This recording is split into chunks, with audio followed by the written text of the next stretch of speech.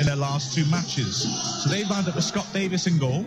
Looks like Adam Buxton right back and Liam Rydalsh left back. Steve McNulty and Richie Sutton in midfield. Jay Harris and Ollie Norburn are in the middle of midfield, with Connor Jennings and James Norwood on the flanks, Jack Dunn and James Allaby, the ex-Chester striker, up front. The subs for them: Luke Pilling, Andy Cook, George Waring, Jeff Hughes and Evan Gums. Well, I'm joined by James Harrison. And James, it's interesting if they go 4-4-2, isn't it? Especially with the big man McNulty at the back. Yeah, it's one that could play into Wrexham's hand. You've got, in one way, Tranmere have come, they're looking for goals just as much as we are, and there's some really good attacking options they've got there in Norwood and Allaby, and Jennings and Dunn. But it does expose that perhaps potential risk of McNulty not having the cover of 2 centre-halves of him and his wing-backs reduced it.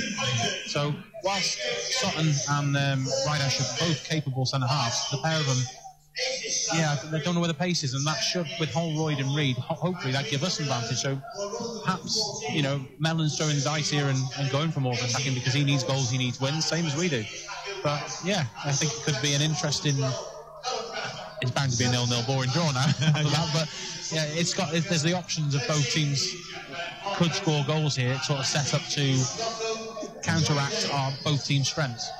Absolutely. I mean, McNulty's an interesting one, isn't he? I mean, he's a very good centre-back. He's played for a long time at the top end of this level.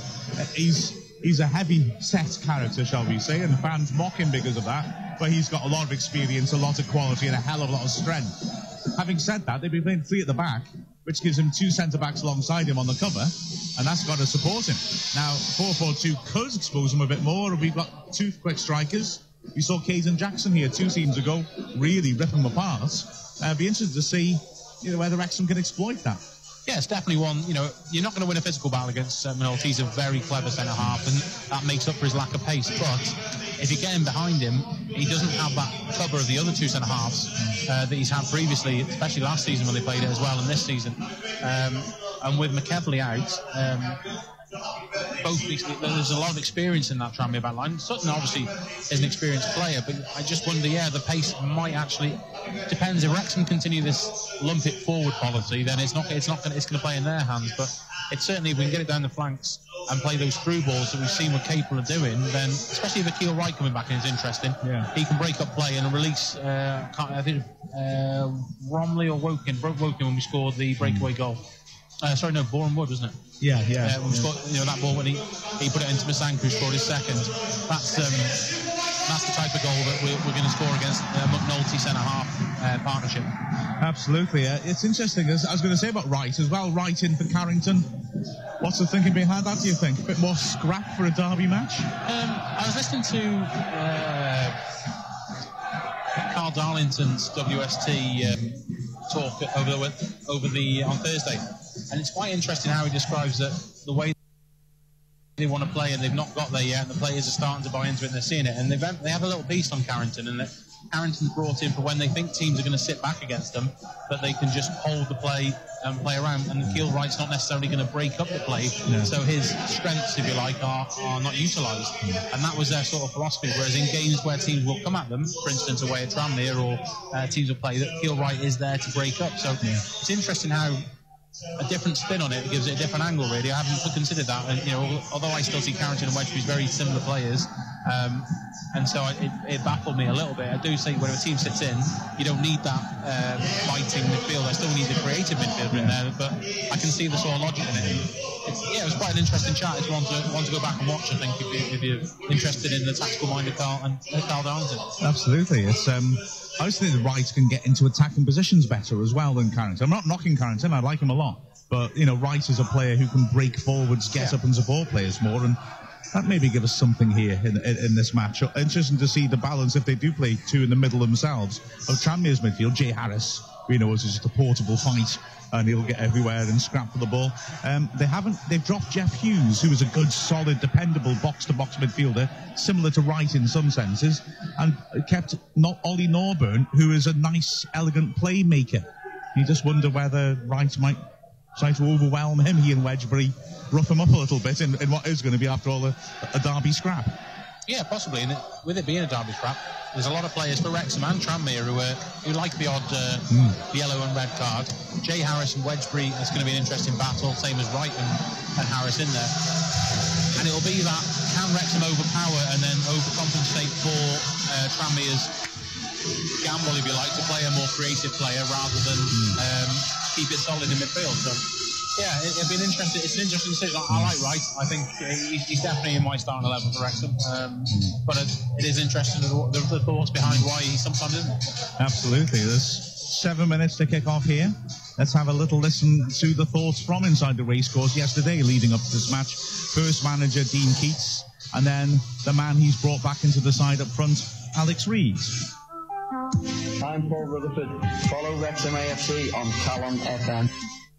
Dean, Tranmere this weekend, it's going to be a tough test. Yeah, as you said, going to be a tough test. They've not started. I'd imagine they would have wanted to, but the league's that tight. A couple of wins puts them straight back up there. So obviously we're going to go there and all being well, our game plan will come off. It's no ordinary game, a bit of a derby as well, a bit of a tasty affair. Yeah, as you said, it's not an ordinary game. It's two of the bigger teams, two big fan bases in the division coming together. And as you said, it's a bit of a local derby, so obviously we'll have a big following behind us. And as I said, all well, we can put a performance on that makes the fans happy. Obviously you're on a decent run at the minute, although last 3 have been draws. Is it a case of just turning those into wins then? Yeah, obviously it's a case. You look at looking last weekend at the guys' game, we didn't attempt 4 shots from 25 yards out. One's got a deflection.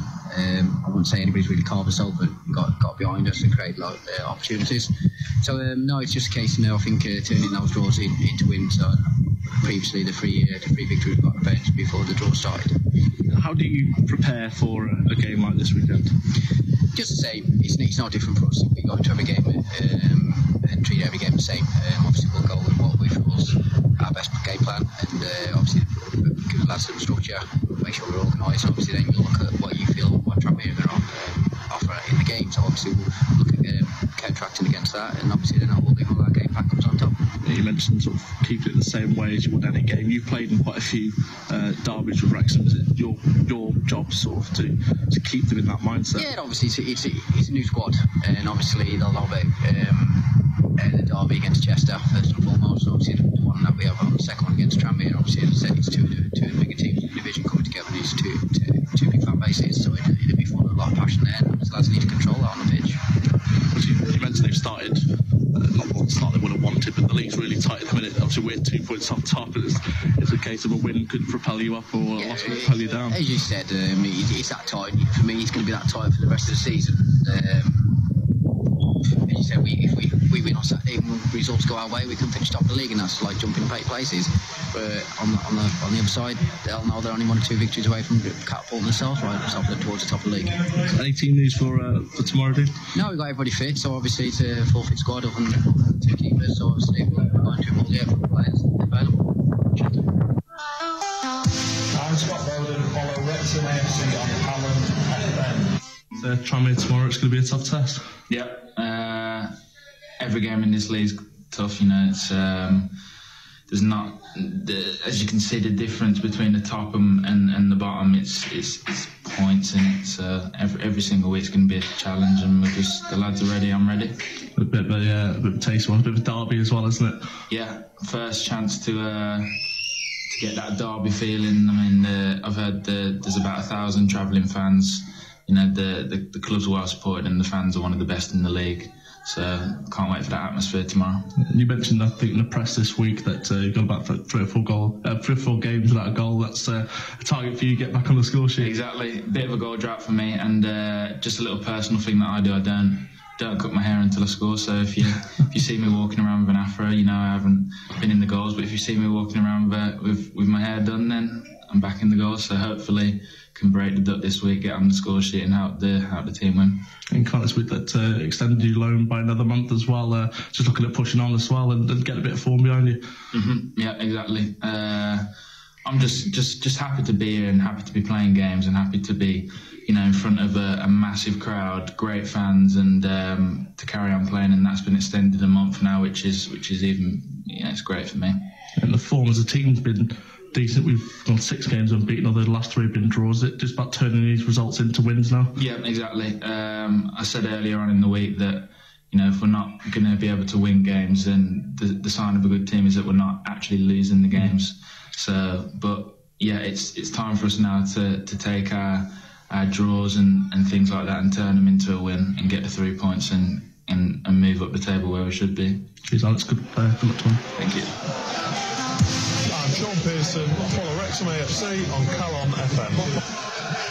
So the teams are out on the pitch, and we are getting close now to this first derby of the season. Tranmere Rovers against Wrexham. Just to run through the teams for you again. Wrexham lined up with Luke Coddington in goal. At right back, Kevin Roberts. Left back is James Jennings. Manny Smith and Sean Pearson, the central defenders. Akil Wright and Sam Wedgbury are in the middle of midfield. Paul Rutherford to the right. Marcus Kelly to the left, and up front it's Alex Reid and Chris Holroyd. The subs for Wrexham: Callum Preston, Jack McCrath, Latumba Masanka, Mark Carrington and Scott Bowden. And behind Luke Coddington's goal, a superb travelling army of red as the Wrexham fans mass a heck of a lot there, ready for this match. Tranmere line up with Scott Davis in goal, Adam Buxton, Steve McNulty, Richie Sutton and Liam Rideouch across the back. Connor Jennings, Jay Harris, Ollie Norburn and James Norwood across midfield. Jack Dunn and James Allaby up front. The referee is Thomas Bramall, using comments now with his 2 linesmen getting ready to go.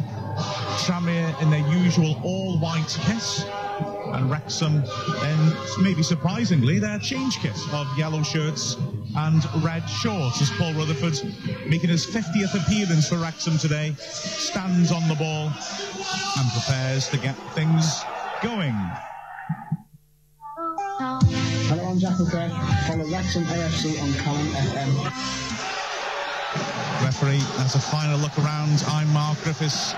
Ollie Williams will take over halfway through the first half. James Harrison will give you expert commentary throughout as we knock the ball long from the kick-off. And McNulty with an awkward header back to his keeper, which has to be hooked away by Sutton. McNulty gives a mouthful to the goalie Scott Davis, and Wrexham have it back again in their own half. Terrific atmosphere here at Prenton Park. As Coddington gets his first touch, drills it away long. Reid wins a good header to Sutton. Holroyd running up, McNulty beats him. He goes down in the box, he wants the penalty. Ref says no. Well, I'll tell you what, I think Holroyd was fouled in the box there and made such a meal of it, the referee assumed it was a dive. It's a hell of a big moment in the first 30 seconds of the match. It's a hell of a big call for the ref, because if he'd given it, McNulty had to be, well, no, he not had to be sent off because of the new rule application, but that was a hell of a big call, wasn't it, James?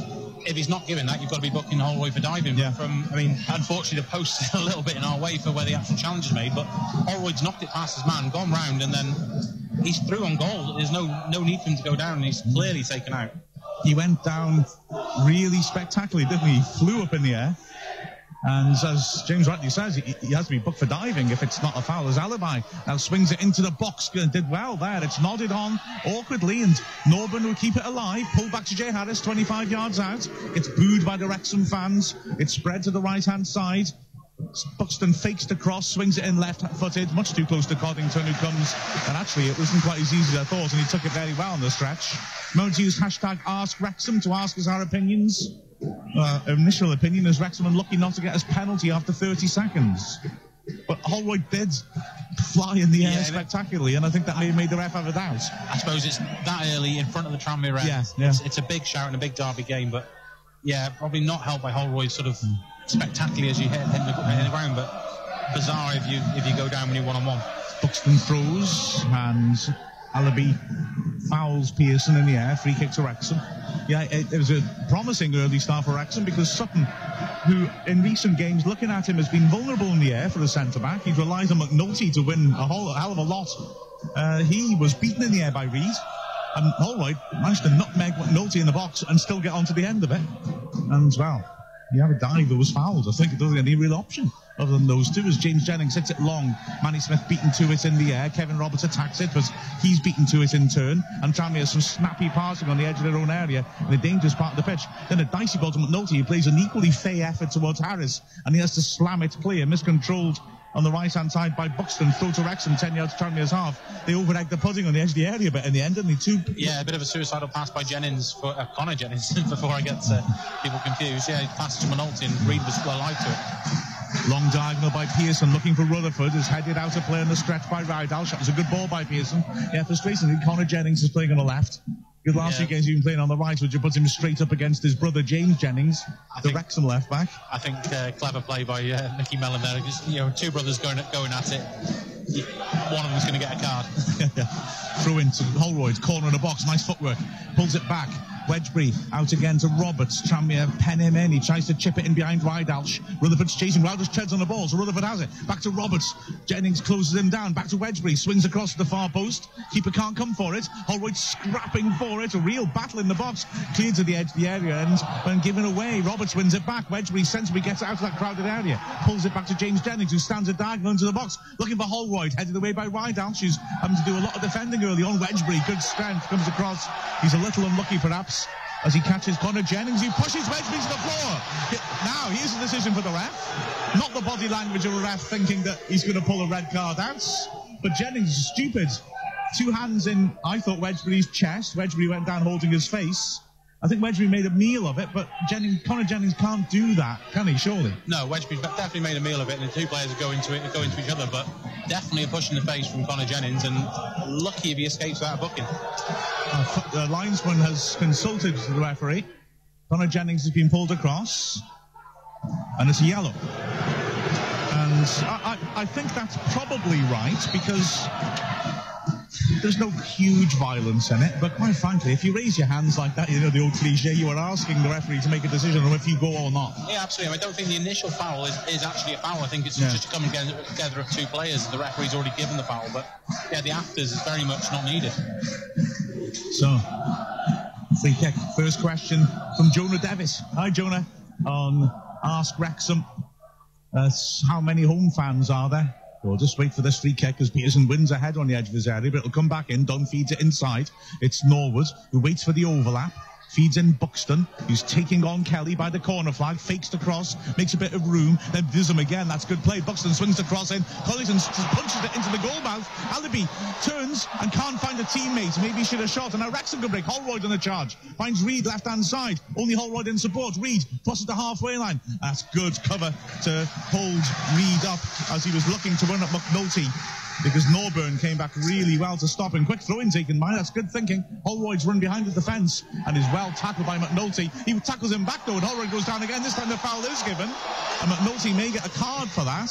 That may be a make-up challenge decision by the ref from the one he didn't give in the box though. Yeah, possibly, but definitely again another foul. And Holroyd, I think, whether he's chosen a personal battle or has been told by the management to get on McNulty and make his life awkward. That's a couple of times we've seen him really pressurising centre-half. Yeah, absolutely. Free kick bang on the goal line, about 10 yards in from the corner flag. Sean McNulty should have been booked for that because Holroyd was running into the box. Not given. Kelly's on the edge of the box unmarked here. Jonah, in answer to your question, decent support from Tranmere, but the home end certainly not packed, I guess. It's a big ground though, to be fair. So it's a free kick. Rutherford stands with his hands on his hips. It's like a short corner in hockey. Ooh, is there stuff off the ball? McNulty just flattened Pearson beyond the far post. There was a lot of movement. Oh, this is a derby, James. Already. Yeah, it's a derby, and it's nice to have a bit of spice, unlike last year where we were the underdogs. This is a very much, you couldn't really pick a winner.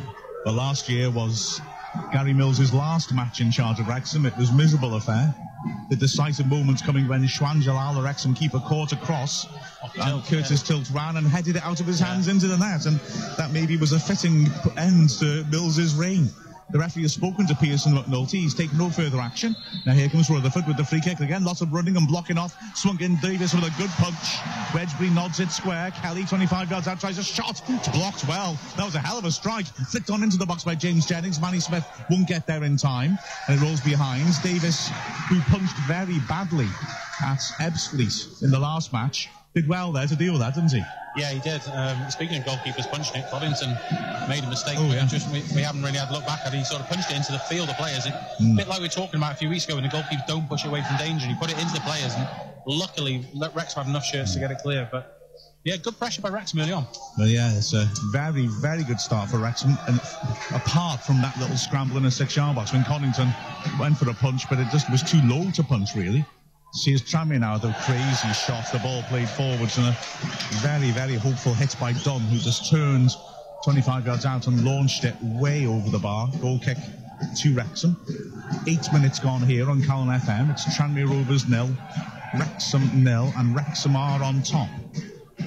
So, it's going to be Connington with the goal kick.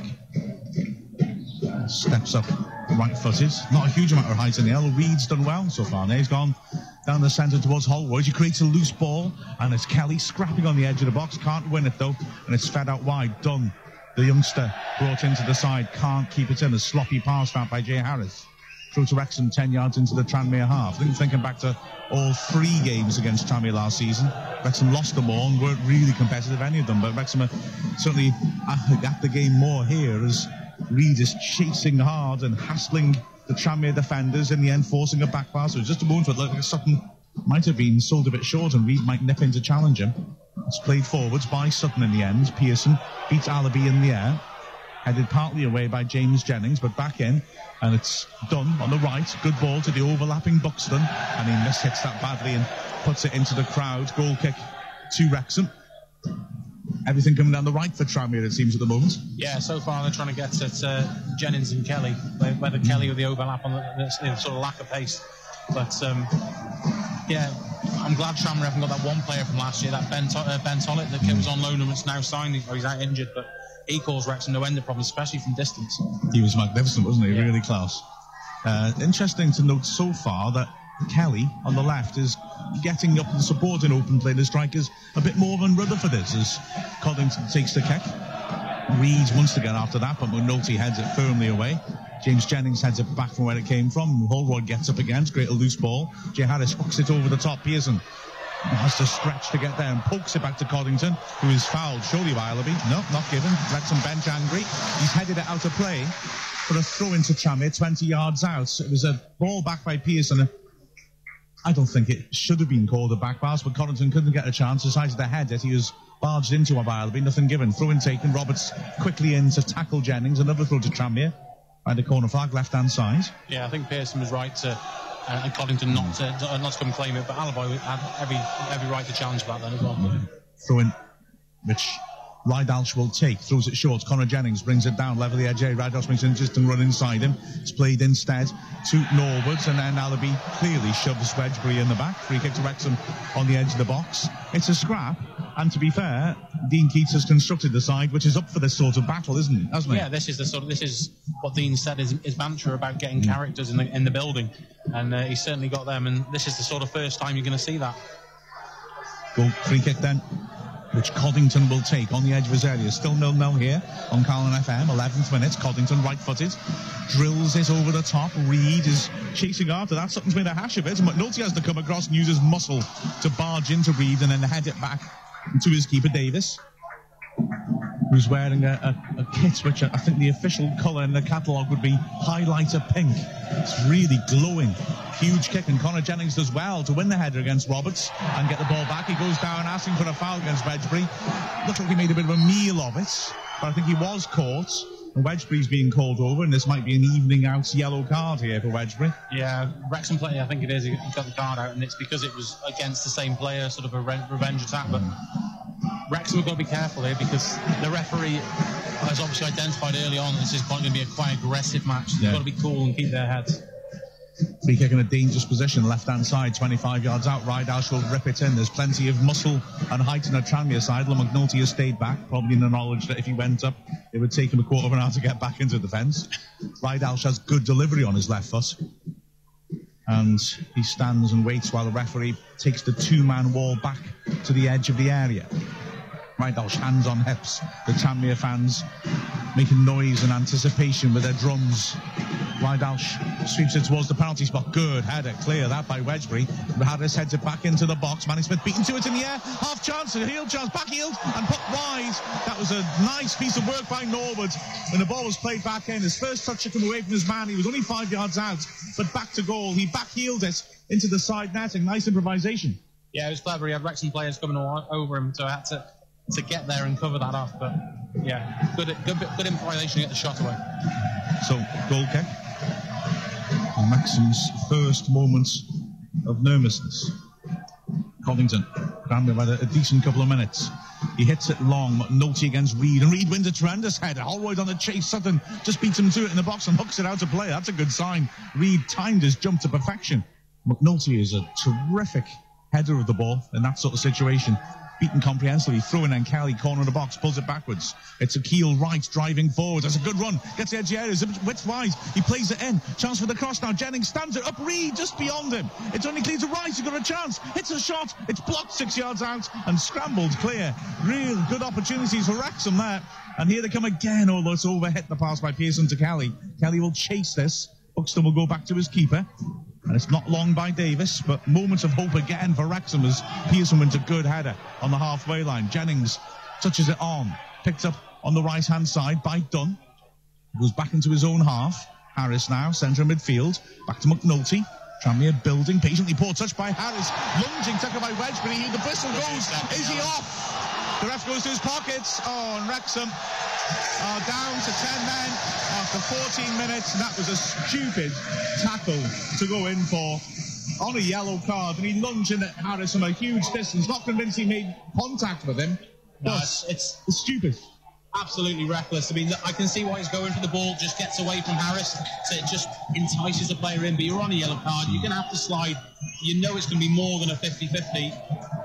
It's stupid, and it's just possibly ruined Wrexham's day because we were wow. Yeah, stupid. Had a very, very good start, but I couldn't help feeling when Wedgbury got the yellow so early. I remember his very first yellow for Wrexham, saying he's not the sort of player who's going to moderate his challenges. He'll keep going in like that. But that was just a wild lunge at Harris. Like I said, I'm not convinced he made much contact with him, but I'm not disagreeing with the decision, because when you're lunging like that at a player on a yellow card, you're asking for the player to go down. Yeah, absolutely. And you're asking for the referee to deliver a second yellow card. And unfortunately, that's the game plan out the window for Dean Keats and staff, and it's a pity because we've looked lively. As Tranmere take the free kick quickly, too quickly for the ref's liking. For the moment, it looks like Kelly and Wright in the centre of midfield, and Holroyd on the left, with Reid up front. Holroyd again, just to illustrate the cost Wrexham are now going to pay for Wedgbury's moment of madness. Holroyd's been troubling McNulty, and now Holroyd's not playing up front against McNulty anymore. Free kick taken by Tranmere, good foot in by Akil Wright, and the flag goes up for offside on the edge of the area. But yeah, all of a sudden, as Wrexham rightly complained, that Sutton, Buxton rather, just ran up and thumped the ball into the crowd from 30 yards out after the whistle had gone. And Pearson's still complaining, why wasn't that a yellow? He's got a case. The ref's going to get an earache this afternoon after this, I think, isn't he? Yeah, I think so. I'm just still disappointed, I think is the word with Wedgbury for that challenge. It's not what you needed. You had to be clever in this game. You can see how it was going in the first few minutes, and Wrexham were more than capable of equaling Tranmere. As Wrexham win a throw-in, Holroyd getting up well against McNulty and causing the centre-back to head it out of play, 20 yards out left-hand side. Didn't have a player sent off last season. He had 3 already this. One overturned on appeal. As Jennings prepares to take the throw for Wrexham. Holroyd lurks in the corner of the box. Kelly moves to it. It's thrown to Wright. That was intelligent movement. Kelly telling Wright to drop into the space he created. Right back to the halfway line. Jennings on the left-hand side now, putting the pressure immediately. And he wins a throw-in on the left-hand side, about 10 yards into the Tranmere half. Jennings making his 325th career appearance today. Throws it, looking for Reid under strength. No, it's Tranmere trying to break forwards. Dunn in the end overhits it. Pearson launches it long. McNulty heading into midfield. Kelly takes it on the chest. Central position. Jay Harris is hassling him, and Kelly's done really well to squeeze the ball over to the left-hand side to James Jennings, who takes on his man, but he's tackled well by Buxton. Excellent tackle back by Jennings. It ricochets out for the goal kick. And Wrexham need that level of spirit. It's good to see that since going down to 10 men, they've actually had a grip on the ball in the middle of the pitch. Yeah, got down there and done it, but it's Akil Wright's key to this now. He's now pivotal with effectively 2 wide men in there. You've got Rutherford and Kelly, so it's a pity as well, because Akil Wright was breaking and getting in positions early and getting his head up and playing the balls. Sutton plays a dangerous game from a short goal kick. Reed can't quite dispossess him though, and now he knocks it forwards, and Tranmere have it on the left. Ridehouse plays it to the level with the edge of the area when Norwood has taken Roberts. Good return ball to Ridehouse. Hits the goal line, but can't find the room for a cross. He lets Norwood take over, and he swings a good ball to the far post. Good header by Jennings. Doesn't seem to push him. Jennings goes down. Ref gives nothing. Lovely touch by Holroyd on the edge of his area. Beats one man, then shows too much of it to Harris, and Harris turns excellently. He looks like he's got the bit between his teeth, Jay Harris. He breaks down the right-hand side, and more boos from the Wrexham fans. Pearson reads Harris's pass well. And now in the corner flag, draws a poor clearance. Dunn stands it back in. Allaby, good strength, muscles ahead of Manny Smith. Feeds it to the edge of the area. Jay Harris tries long shot, takes a deflection of Manny Smith. Hits the post and goes behind for the corner. Wow, that was close. How lucky was that? That was very lucky. Someone was looking down on us then, because Coddington was rooted to the spot because the shot was going completely the opposite side, and just nothing he could do. Just had to watch the ball go, and wow, yeah, kindly falls in Wrexham's favour. Coddington had no chance. Wrexham luckily hit the outside of the post. As now is more argy-bargy after all. Wrexham fans livid. Pearson again goes down, pushed over, he says. And Pearson now is in the referee's face saying, "This is the second time it's happened to me." Norwood is the player called across. There's an angry atmosphere in the Wrexham end. There's an angry atmosphere in the Wrexham team. At Maidstone, Wrexham were in danger after those 2 red cards, or throughout really, of losing their heads a little bit. They need to try to keep their cool here. Well, of course, ensnaring a Tranmere player into trouble if possible. Yeah, and that's what I think what Pearson's doing. It's again, we've got to play that Guiseley type of football now, and waste time and frustrate. Trying to level it out. The referee has called Sutton and Pearson over and given them a lecture. And now here will come the corner from the right-hand side. Again, lots of movement. Swept into the near post dangerously. It's a good header, clear. But it'll come back in. Dunn spreads to the right-hand side. Connor Jennings running at Kelly on his left foot, drives in a shot, takes a deflection, spins away. Dunn, good first touch, gets into the box, scoops it into the 6-yard box. Allaby with a header, and Coddington gets up to hold on to that. But Wrexham struggling to clear their lines there, weren't they? Usually we've been so solid in the air defensively, but they've got good big men up there, and they're putting decent quality in. Yeah, and that's that extra man coming into it, where I'm to drop me more into the box. So that second ball, when it does come out, is falling nicely for a Tranmere player to just launch it back in. Akil Wright jumping, and Tranmere claim he fouled Jay Harris. Ref says not. Marcus Kelly spreads to the right-hand side. Roberts on the halfway line. Helps it on to Rutherford. Roberts once more. Left-footed. Stands it up looking for Reed in the air. Does really well to flick it on. It's clears. Reed beaten to it by Connor Jennings this time on the left-hand side. And he's clipped by Roberts. Norburn, in fact, it was. Referee is coming across to Roberts, who protests he didn't touch him. The referee has given the free kick and nothing else. 20 minutes gone here on Calon FM. It's Tranmere Rovers 0, Wrexham 0, but Wrexham down to 10 men. It'll be Ridehouse with a free kick, which he squares in his own half. McNulty to Harris in the centre circle. Kelly gets close. Harris round the corner. Norwood drops off, and it's driven over the top by Norburn. Looking for Connor Jennings, takes it well in the chest. Roberts holds him by the corner flag. Jennings leans into him, looks at the overlap, and then doesn't get it right. It spins out of play because Roberts got a foot in. Throw in quickly into the box. Manny Smith wrestling with Allaby. It's pulled back out to Jay Harris, 25 yards out. Bit of a high bounce, but he takes it well in his chest. Kelly gets tight to him. Harry plays it forwards. Good foot in by James Jennings. He's now under pressure in his own area. He does well to sidestep that trouble and drill the ball to the halfway line. McNulty, poor ball. Kelly bursts past Harris. 2 men surging forward for Wrexham. Tranmere have men back. Kelly carries it well. Finds Reed left-hand side, taking on McNulty in the box. McNulty gets a good foot in. Reed wins it back. Good ball around the corner. Holroyd left side of the area on his right foot. Swings it in. Too much on that. And it bobbles away. Davis will stop it going behind for the goal kick. Promising break that by Wrexham. Davis throws it in right, pushes his man over. Free kick in midfield. Wrexham certainly physical in midfield. They've got to be a little careful, haven't they? Yeah, that's poor by Reed, that is. Kelly's finally gets in the space you want him, brings it, and he's just desperately looking for that run behind. Use your pace. And Reed just doesn't give him the option. Eventually it goes out wide. You haven't got the men to cover. We don't create a chance. Here comes Tranmere again now. It's fed down the right-hand side. Popped to Norwood in the hole. He works it back out to Dunn. Kelly tight on him. Kelly's done well since he's gone into a central position.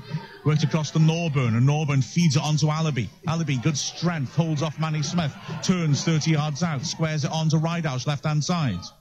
Tranmere trying to turn around the corner for Albi again. Well read by Kevin Roberts, but there's very little ahead of him because Wrexham naturally are holding their defensive shape. Manny Smith, Wrexham trying to pass the way out from the back. Roberts, under pressure, wants to go back to Manny Smith and finds him. The centre-back launches it long under pressure from Alabi.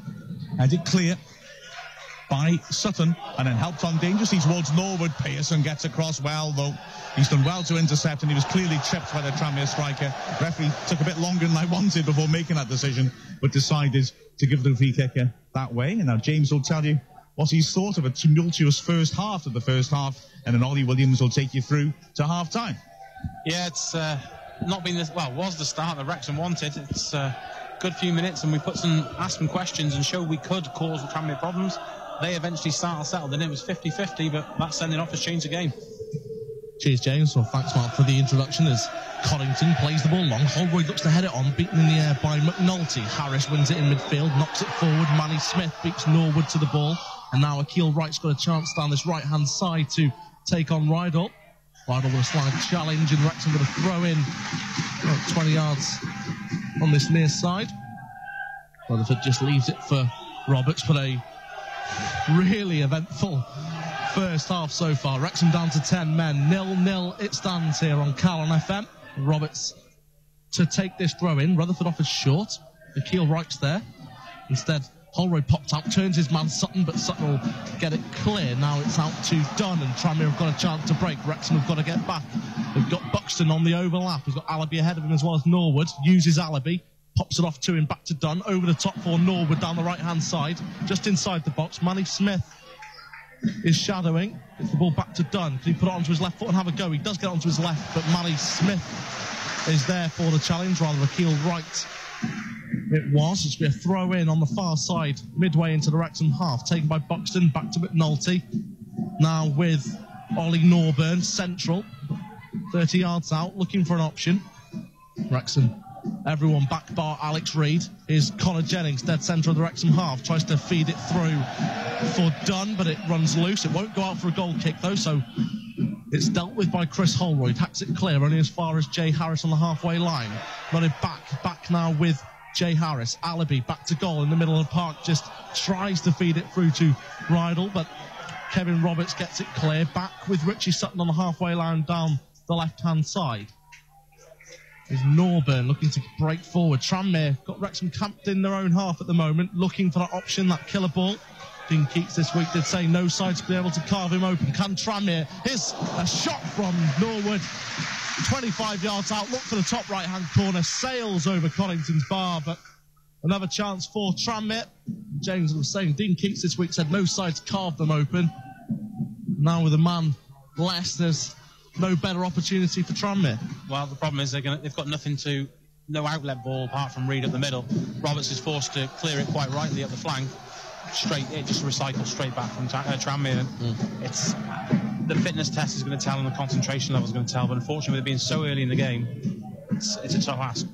Well, goalkeeper's taken, but McNulty headed it away. Here's Marcus Kelly on the centre spot. Finds Jennings, Wrexham's James Jennings at left back, plays the ball over the top for Alex Reid, but ball runs through to the goalkeeper Scott Davis. Still 0-0 here at Prenton Park, but Wrexham down to 10. Sam Wedgbury, 2 yellow cards in the opening 15 minutes. That's the story of this game so far. Ball played long for Norwood down the left-hand side. Lets it back to Connor Jennings, nicks it into the box for James Alabi, but his heavy touch takes it behind for a goal kick. Luke Coddington will retrieve it from those, say, about 1,200, 1,300 Wrexham fans in the cowshed. Yeah, great showing. Absolutely superb. The atmosphere for this game has been absolutely electric as well, especially in those opening stages, of course. Luke Coddington will take this goal kick. All the players moving down the left channel. Aim for Reid on the left-hand side. He's battling with Buxton for the ball. Buxton this time tries to decide his man and get it clear, but he's played a crossfield ball. No one there, and Wrexham with a throw-in just in front of Tranmere Rovers manager Mickey Mellon in the dugout. But Wrexham, they've not been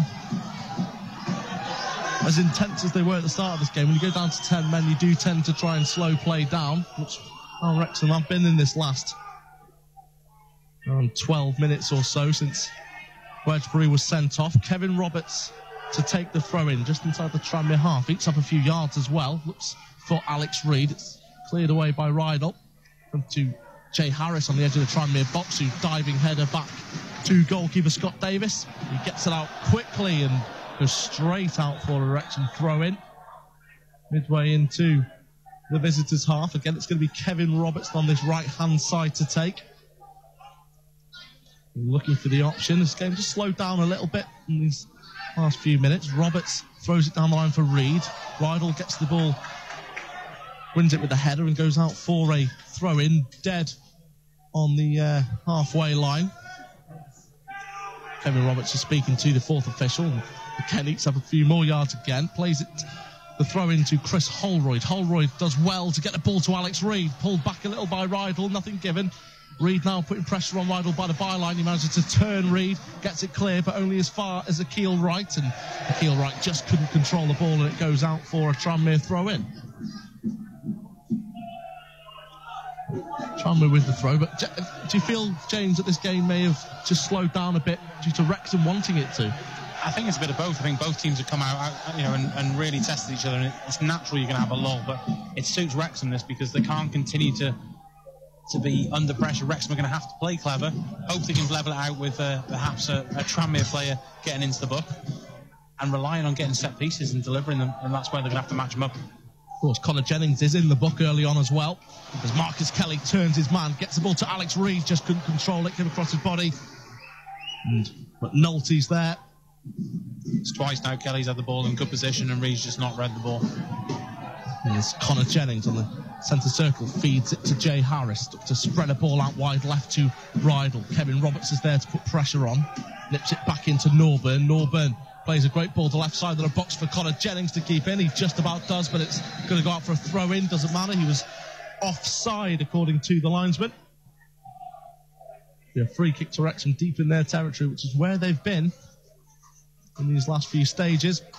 James was right. They need to get themselves and stop themselves being pinned back.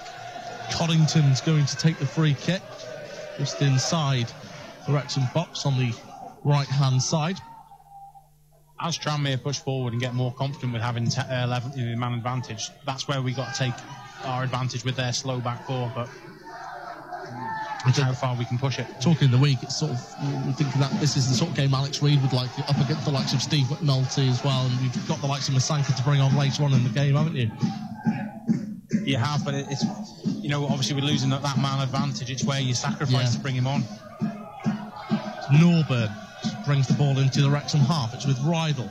Rydell finds Connor Jennings. Nice 1-2 to play the ball to the edge of the box. Manny Smith gets it away, but Tranmere keep on the pressure. Is Alabi back to goal, about 25 yards out dead centre, turns Akil Wright. Akil Wright takes him down, advantage given as Norwood breaks forward into a brick wall, and this will be a free kick to Tranmere Rovers, 25 yards out, dead centre. Looks like another card as well. Yeah, I think the ref will be Akil Wright, who was with the foul. Not talking to him in any urgency to talk to the Wrexham midfielder as he counts out the steps. No, it might be his magic spray's got out of his pocket. He definitely got something out of his pocket. Yeah, the spray's been put down. Wrexham, the wall right on the edge of the box inside the D. And it looks like Adam Buxton who might want this, as well as Dunn as well. Got options on left and right foot, Tranmere. They look like they might want to have a go. Buxton with the shot. It's on target. No, it's just wide. A few hearts in mouths there, I think, James. Yeah, there's a couple of close calls now Tranmere have had, and that's, Coddington's been luckily up to everything so far, but they're knocking on the door for Tranmere slowly. Hey, Wrexham, is it a case of just ride this out until half time and get ourselves set there? Yeah, absolutely, and then Dean can have a chat. And it's not, if we can maintain this, Tranmere fans are going to get on their backs because they're expecting to win this. And they're not happy with where they are in the league and with their manager anyway. So at 0-0 against 10 men after 15 minutes. Absolutely. The pressure builds for Tranmere. They're looking to get themselves out of this stiff start that they've had. Take on a 10-man Wrexham. 0-0 the score still here as Connor Jennings wants to break forward, beats his man, feeds it out wide right to Dunn inside the box. Now to Buxton across the face of goal, and Norwood. His shot blocked by Mally Smith. Great chance after Tranmere, but they're still piling on the pressure. It's with Norburn now. 30 yards out, shoots straight towards goal, but it flies over into those Wrexham fans. And again, maybe that's the pressure building there. The Cap already 32 minutes into this game, growing a little bit impatient. Yeah, I mean, one thing Wrexham do have in their favour is we know we've got a decent defence. It's just shielded quite well by its midfield. So we are forcing them to play round us, but that man, sometimes it gets round, but we are giving them space in midfield and inviting the long shots. But luckily so far, there's nothing on target, but there's been a few close ones.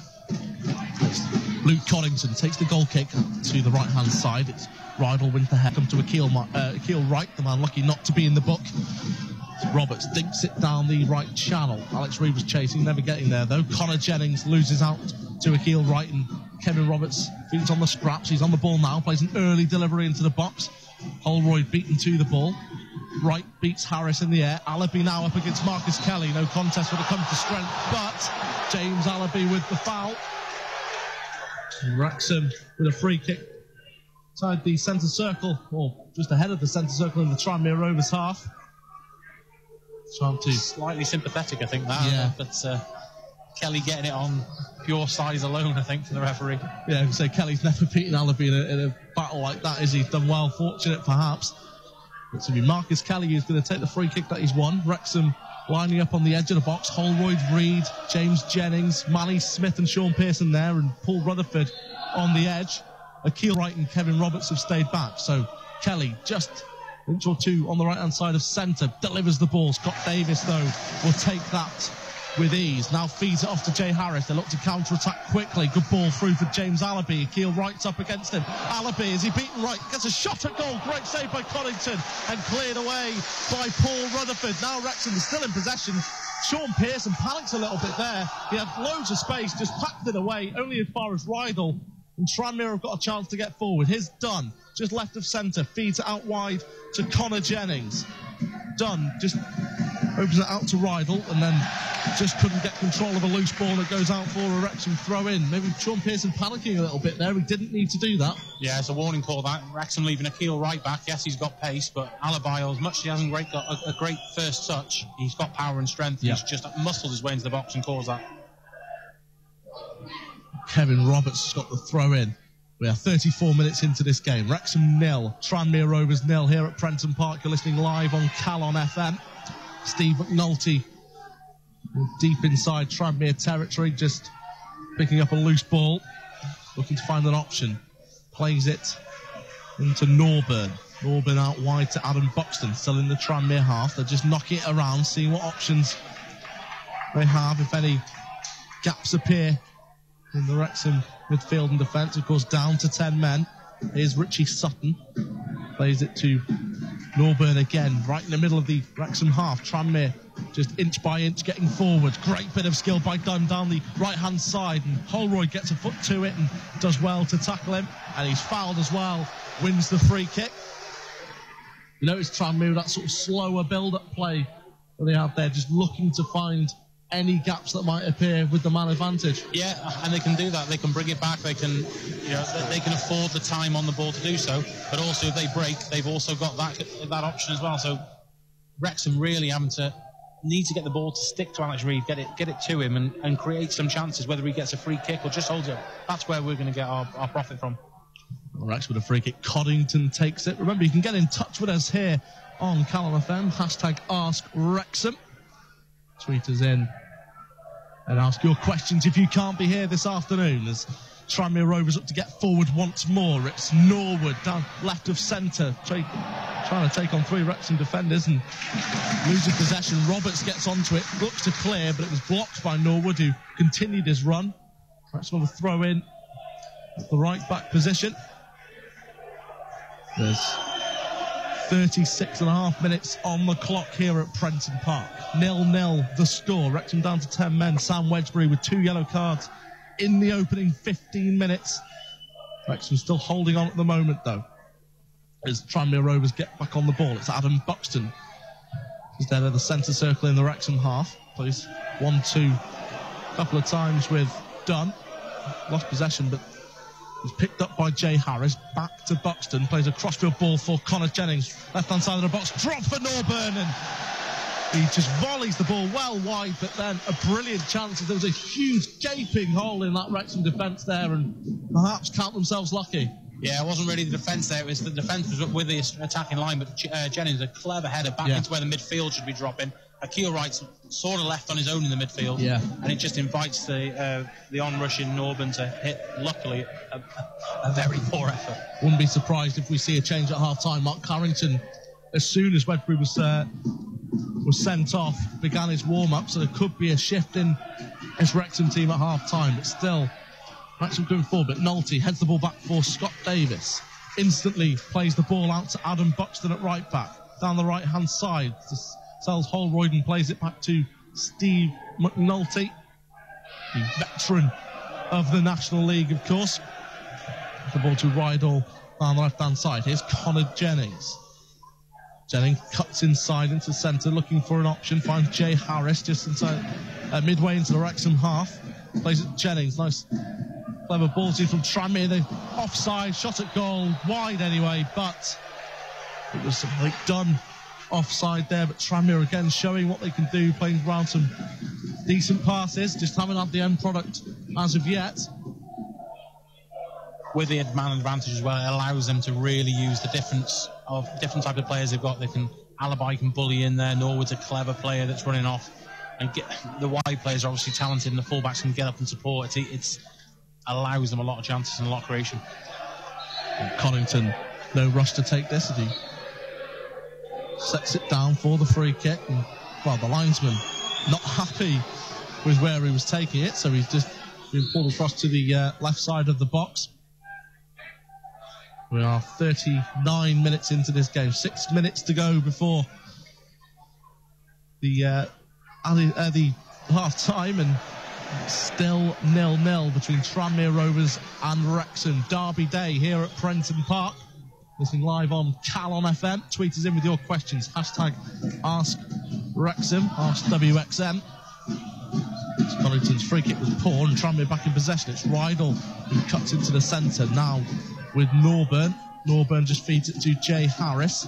Looks to play a ball to the right-hand side of the box. Norwood was there, and he's beaten in the air by Kevin Roberts. Stayed down momentarily. Cleared away by Rutherford. McNulty. A sweeper there momentarily. Gets the ball to Norburn again. Norburn, cross-field ball to that right-hand side with Jack Dunn. Dunn back to Buxton. Plays a ball into the box. It's dangerous. Collington punches away. There'll be a throw-in to Tranmere Rovers. Near the corner flag on this near side. Jennings takes it quickly. Gets it to Rydell. Now with Norburn again. Left side of just outside the box on the left-hand side. Poor ball to Norwood. Now's a chance for Paul Rutherford to get forward. He's got Marcus Kelly with him. But Wrexham not in... No one in front of him. Real urgency to get in front of him, yeah. As Alabi just whips up a loose ball. It gets it to Norburn. 1-2 with Alabi. Back with Norburn now. Trying to find an option. Playing those clever balls, but a ball to Norwood was blocked out by Mally Smith, and Richie Sutton, the edge of his box, heads it back to the goalkeeper Scott Davis, who gets the ball to McNulty. Jay Harris, midway into his own half, brings the ball into Wrexham territory. It's Norburn, plays it out wide left to Rydell. Rydell back to Norburn once more. Nice 1-2. And Rydell's ball to either Alabi or Connor Jennings got in between the two, and it goes back to the goalkeeper Luke Collington, who's just keeping the ball, wasting time a little bit. Alabi's going for it. Collington picks it up. That's was ever a sign that Wrexham were just hoping to ride out these next 4 or 5 minutes. I think that was it. Collington launches the ball into the Tranmere half. No one there though. Richie Sutton heads it away. Falls for Dunn. Now with Norwood making a run, just being pushed out to the left-hand side. He's got Kelly and Roberts around him. Just gets into the box, and Rydell was the intended recipient of the pass. He's just missed it. Here's Alex Reid now on the halfway line, right-hand side. Gets it to Akil Wright. Gaps appear in the midfield for Wrexham, and now there's a chance as Marcus Kelly plays through a ball for Chris Holroyd. Linesman flag didn't go up. Referee instead called it. Mark's pulling your face. James, what were your view on that? I thought Holroyd came from an offside position. The ball should have gone out wide to the on-rushing, I think it was Jennings that had covered up the ground. That's what we need to do. It was the first time, though, we broke the play up. Keel Wright played it into Reed's feet. Yeah. And that gives us a chance to the midfield to push up. We don't do that. Reed's just surrounded by 4 Tranmere players in the box. Good refereeing as the ball's played forward. Sean Pearson blocks it. He's just looking to find an option, instead forced to go long where no one is there for Wrexham. Alex Reid will pressure on McNulty. Simple ball to Jay Harris midway in the Tranmere half. It's it to Rydell, who's just a poor pass just behind him, but he manages to recover. Norburn thinks it into Norwood. To Norburn again. Inside this Wrexham half. Tranmere again just looking to find the option, find the killer pass. Jay Harris thought about playing a switch. Instead he plays it short for Norburn. Ball into Alabi inside the box. Chance, and well, Manny Smith used his strength well and the ball ran through for Coddington, but that was a little worrying for Wrexham as Manny Smith stays down. I think this is Guiseley tactics is what you're seeing. I think Manny Smith and Coddington have just been playing clever. I don't know what the mentality is going to be for Tranmere if they go into half-time at 0-0, because they've had, I think, chances to go in front in this game, James. Yeah, they have, and they'll have a set piece. I mean, they've got the options of they can play in lots of different ways, and they're doing so and causing us problems. For me, Wrexham, Alex Reid, unfortunately, is the right player to play against his defence, but it needs possibly Holroyd up there, or Bowden, someone that's clever enough just to hold the ball up and allow the midfield to get in. But Holroyd, then he's sacrificing his work rate that he's doing out wide. Reid isn't quite clever enough a player to play this position.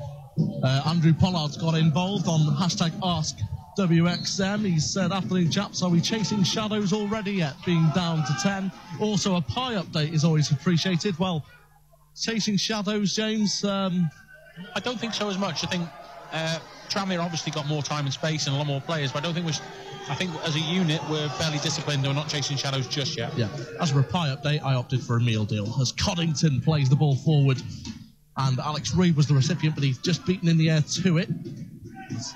Rydell just clears the ball and goes out for a Wrexham throw in just inside the Tranmere half.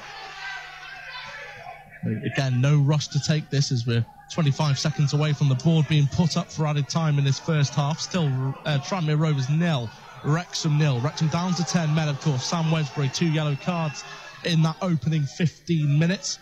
A big penalty claim as well for Wrexham in the opening 33 seconds as 2 minutes have been added in this first half. Throw-in taken. And the ball drops for Paul Rutherford. Come to Chris Holroyd. Great ball for Paul Rutherford out wide right. Could pull it back for Roberts. Windsor's throw-in instead. Holroyd's an intelligent player, makes great runs. Yeah, he's looked very good, especially when he was allowed to play in that front two. He can pull ball back into midfield, but Wrexham, 2 minutes of this half to go. If they get a goal here, that would really change proceedings. It's a loose ball into the box, comes off Holroyd and then bounces off the back of Richie Sutton, and all of a sudden Wrexham have got a chance to go ahead before half-time. You'd think this would be one of the last acts of the first half. Holroyd's tenacity, chasing it down again, not giving it up. It's what you've got to do with 10 men. You've got to take advantage and put pressure. He's done that all game as well, Chris Holroyd. He's done the dirty work. As Marcus Kelly, left-footed in-swinger from this near side, will take the corner. This would certainly be a surprise if Wrexham could get themselves in the lead, but they've got Alex Reid, Manny Smith, Pearson, Jennings in there as well, but it's a corner taken to the front post, but Holroyd's there to recuperate the ball. Marcus Kelly, can he get there? He just stretches to it. He's up against Jay Harris, and Connor Jennings does well to beat Jay Harris. Chances, Marcus Kelly shoots, hits the side netting, maybe took the wrong option, but brilliant play from Marcus Kelly. Yeah, great nutmeg, and right in front of the Tranmere fans, just couldn't deliver, but you can see why he's going to go for the shot at the near post. And Tranmere took the goal kick quickly, so Wrexham weren't in position. It's headed on, it goes out for a Tranmere throw-in midway in the Wrexham half on this near side. Rydell plays a 1-2 with Connor Jennings, plays forward now, down that left for Norwood. James Norwood up against Manny Smith. Seconds to go of this first half. Richie Sutton now back to Norwood, same position, looking to get a ball into the box or pop a shot away. Manny Smith is at 6 and 7 and a shot at goal from Norwood, saved by Coddington. Saw it perhaps a little late, did well to claim it. Didn't hold it first time, but that could be the last act of this first half. I think the referee's got his whistle to his mouth, and that's half-time here at Prenton Park. It's Tranmere Rovers 0, Wrexham 0. You're listening to Wrexham Football Club commentary live on Calon FM, brought to you by the Wrexham AFC media team. Every kick, every goal, every moment, home and away. Coming up next, half-time match analysis followed by the second half of today's game. Follow all of the action live and exclusive here on Calon FM. Listen on 105 FM, online at calonfm.com or via the TuneIn radio app. Follow us on Twitter at Calon FM and at Commentary WAFC. Wrexham AFC on Calon FM. Whenever, wherever. Calon FM. Welcome back to Prenton Park. Of course, Wrexham in the derby, the first derby of the season. It's Tranmere Rovers 0, Wrexham 0, and well, James, I do not know where to start with that one, although we have had a question come through on our Ask WXM hashtag on Twitter. Tweet us in at Commentary WAFC, where we will read your tweets out live on air. And it's Phil Cooper. Would you say Wedgbury has shown a complete lack of basic common sense and let the side down and the fans? Interesting question. It's an interesting question. There is no other way to put it, unfortunately. I like Wedgbury as a player, but yes, absolutely. Yeah. We know he's a combative type of midfielder. We know that he's going to accumulate yellow cards for doing so. He obviously had a bit of a tete-a-tete with Connor Jennings that got pushed in the face. He got his revenge for that, which got his first yellow card, which was stupid because he knows the referee's already looked at that instant. He's on a yellow card. I see where the tackle comes, because if you're a combative midfielder, it's a ball-winning midfielder, and the ball's more than 50-50 because Jay Harris is a poor touch. The ball is loose. So I see why a player is going to make that challenge. But you're on a yellow card. You're not favourite to get the ball. It doesn't matter. At the time, Wrexham, maybe not in the ascendancy, but certainly matching and asking questions at Tranmere, and that is completely 2 yellow cards in the first 50 minutes is just not. He's experienced enough. It's undefendable, unfortunately, because I do like Wedgbury. I think he brings a lot to the team. But yes, it's costing us in this game so far. Whether it costs us over 90 minutes, because the boys have done fantastically to get to half-time and 0-0. As I think someone else asked earlier, we're not chasing shadows yet, but you've got to do this for 75 minutes of a game. It's a it's a big ask. It's not. This is a well-drilled team that have got lots of options to cause us problems. I think I agree with you on that point, but I think it's pure stupidity, that second. You know you're on a yellow card, you know you're frustrated, but you've got to keep your emotions in check. That was one thing I was talking to Dean Keats yesterday, and he said to me, we are going to keep emotion on the ground, we are going to be passionate, of course we are, but we have to keep that on the ground. One incident, and he's gone in for a tackle like that. If you know you're on a yellow card, and you were booked, like 2 or 3 minutes before that, don't risk it. It's in the middle of the park. It's a loose ball. Jay Harris might not get to it. And if he does get to it, you've got your men in behind you. But I think it's such a silly decision to make. He's gone way over the top on it. He shouldn't have done it. Yes, Connor Jennings could have been sent off for the shove on Wedgbury. It was to the face, I thought, anyway. I don't know what your opinion on that was. Yeah, it was to the face. I mean, you keep your emotions in check. Keep your emotions in check. I get that, and I get why Keith said it. But I don't think that second yellow card has anything to do with emotions. That's what I want to see my combative midfielder do. Those are the challenges I want to make. The problem is he's already on a yellow card, and he should know that that's more than a 50-50 ball. And at this level, and any level now going forward, those 50-50s have gone out of the game. They're yellow cards. Yeah. That's my style of football. That's what I want to see. But unfortunately, in the modern game, they're not allowed. So it is stupidity, I agree. But I don't think that was an emotion. I think that's just general. Your football, you're a combative midfielder, and those are the type of balls that your bread and butter that you go for. I think it is still stupid. It's a big shame, because I thought, personally, Wrexham were on top at that point. I thought there was certainly a goal in this first half. at that point, the way Wrexham were playing. Really unlucky after 33 seconds not to have a penalty, creating chances, looking as good as we have all season in that opening 15 minutes, and then all of a sudden your complete game, your game plans has gone out the window. Absolutely, and unfortunately I've wanted to see Holroyd and Reid play together up front for a while. They finally got that. They looked like Holroyd, great work in there, and it looked like those two could be a nice effective partnership up top. Unfortunately we only got to see it 15 minutes and the game plan's out the window. Yeah, well, a special half-time feature for you now. This week marks the anniversary of the Gresford Colliery disaster, of course. Two clubs who were involved in that. Wrexham, of course, with so many of their miners going down and doing that shift in order to go and watch Wrexham play Tranmere Rovers the next day. Tranmere, of course, gave their gate receipts from the following game to that fund. So we've got a small feature for you to mark the anniversary. The whole of today's news is overshadowed and darkened by a terrible mine disaster in North Wales. There was an explosion followed by fire at Gresford Colliery near Wrexham early this morning. At 2:08 a.m. on Saturday the 22nd of September 1934, an explosion ripped through the Danish shaft of Gresford Colliery. It was the darkest day in the town's history. The following day, Wrexham faced Tranmere Rovers, and today, exactly 83 years later, we play them again. That match in 1934 would play a tragic role in deciding who would be caught up in that terrible tragedy. 6 bodies were brought to the top within a few hours of the outbreak, and the Ministry of Mines has been informed that the number of men still trapped by fire in the pit is believed to be between 100 and 120. It had long been known that the conditions of work in the Gresford Colliery were horrific. There were reports of unbearable heat and miners having to work in only their underwear. There was a lack of ventilation, which meant pockets of deadly gas would collect, and this was what would trigger the explosion on that awful night.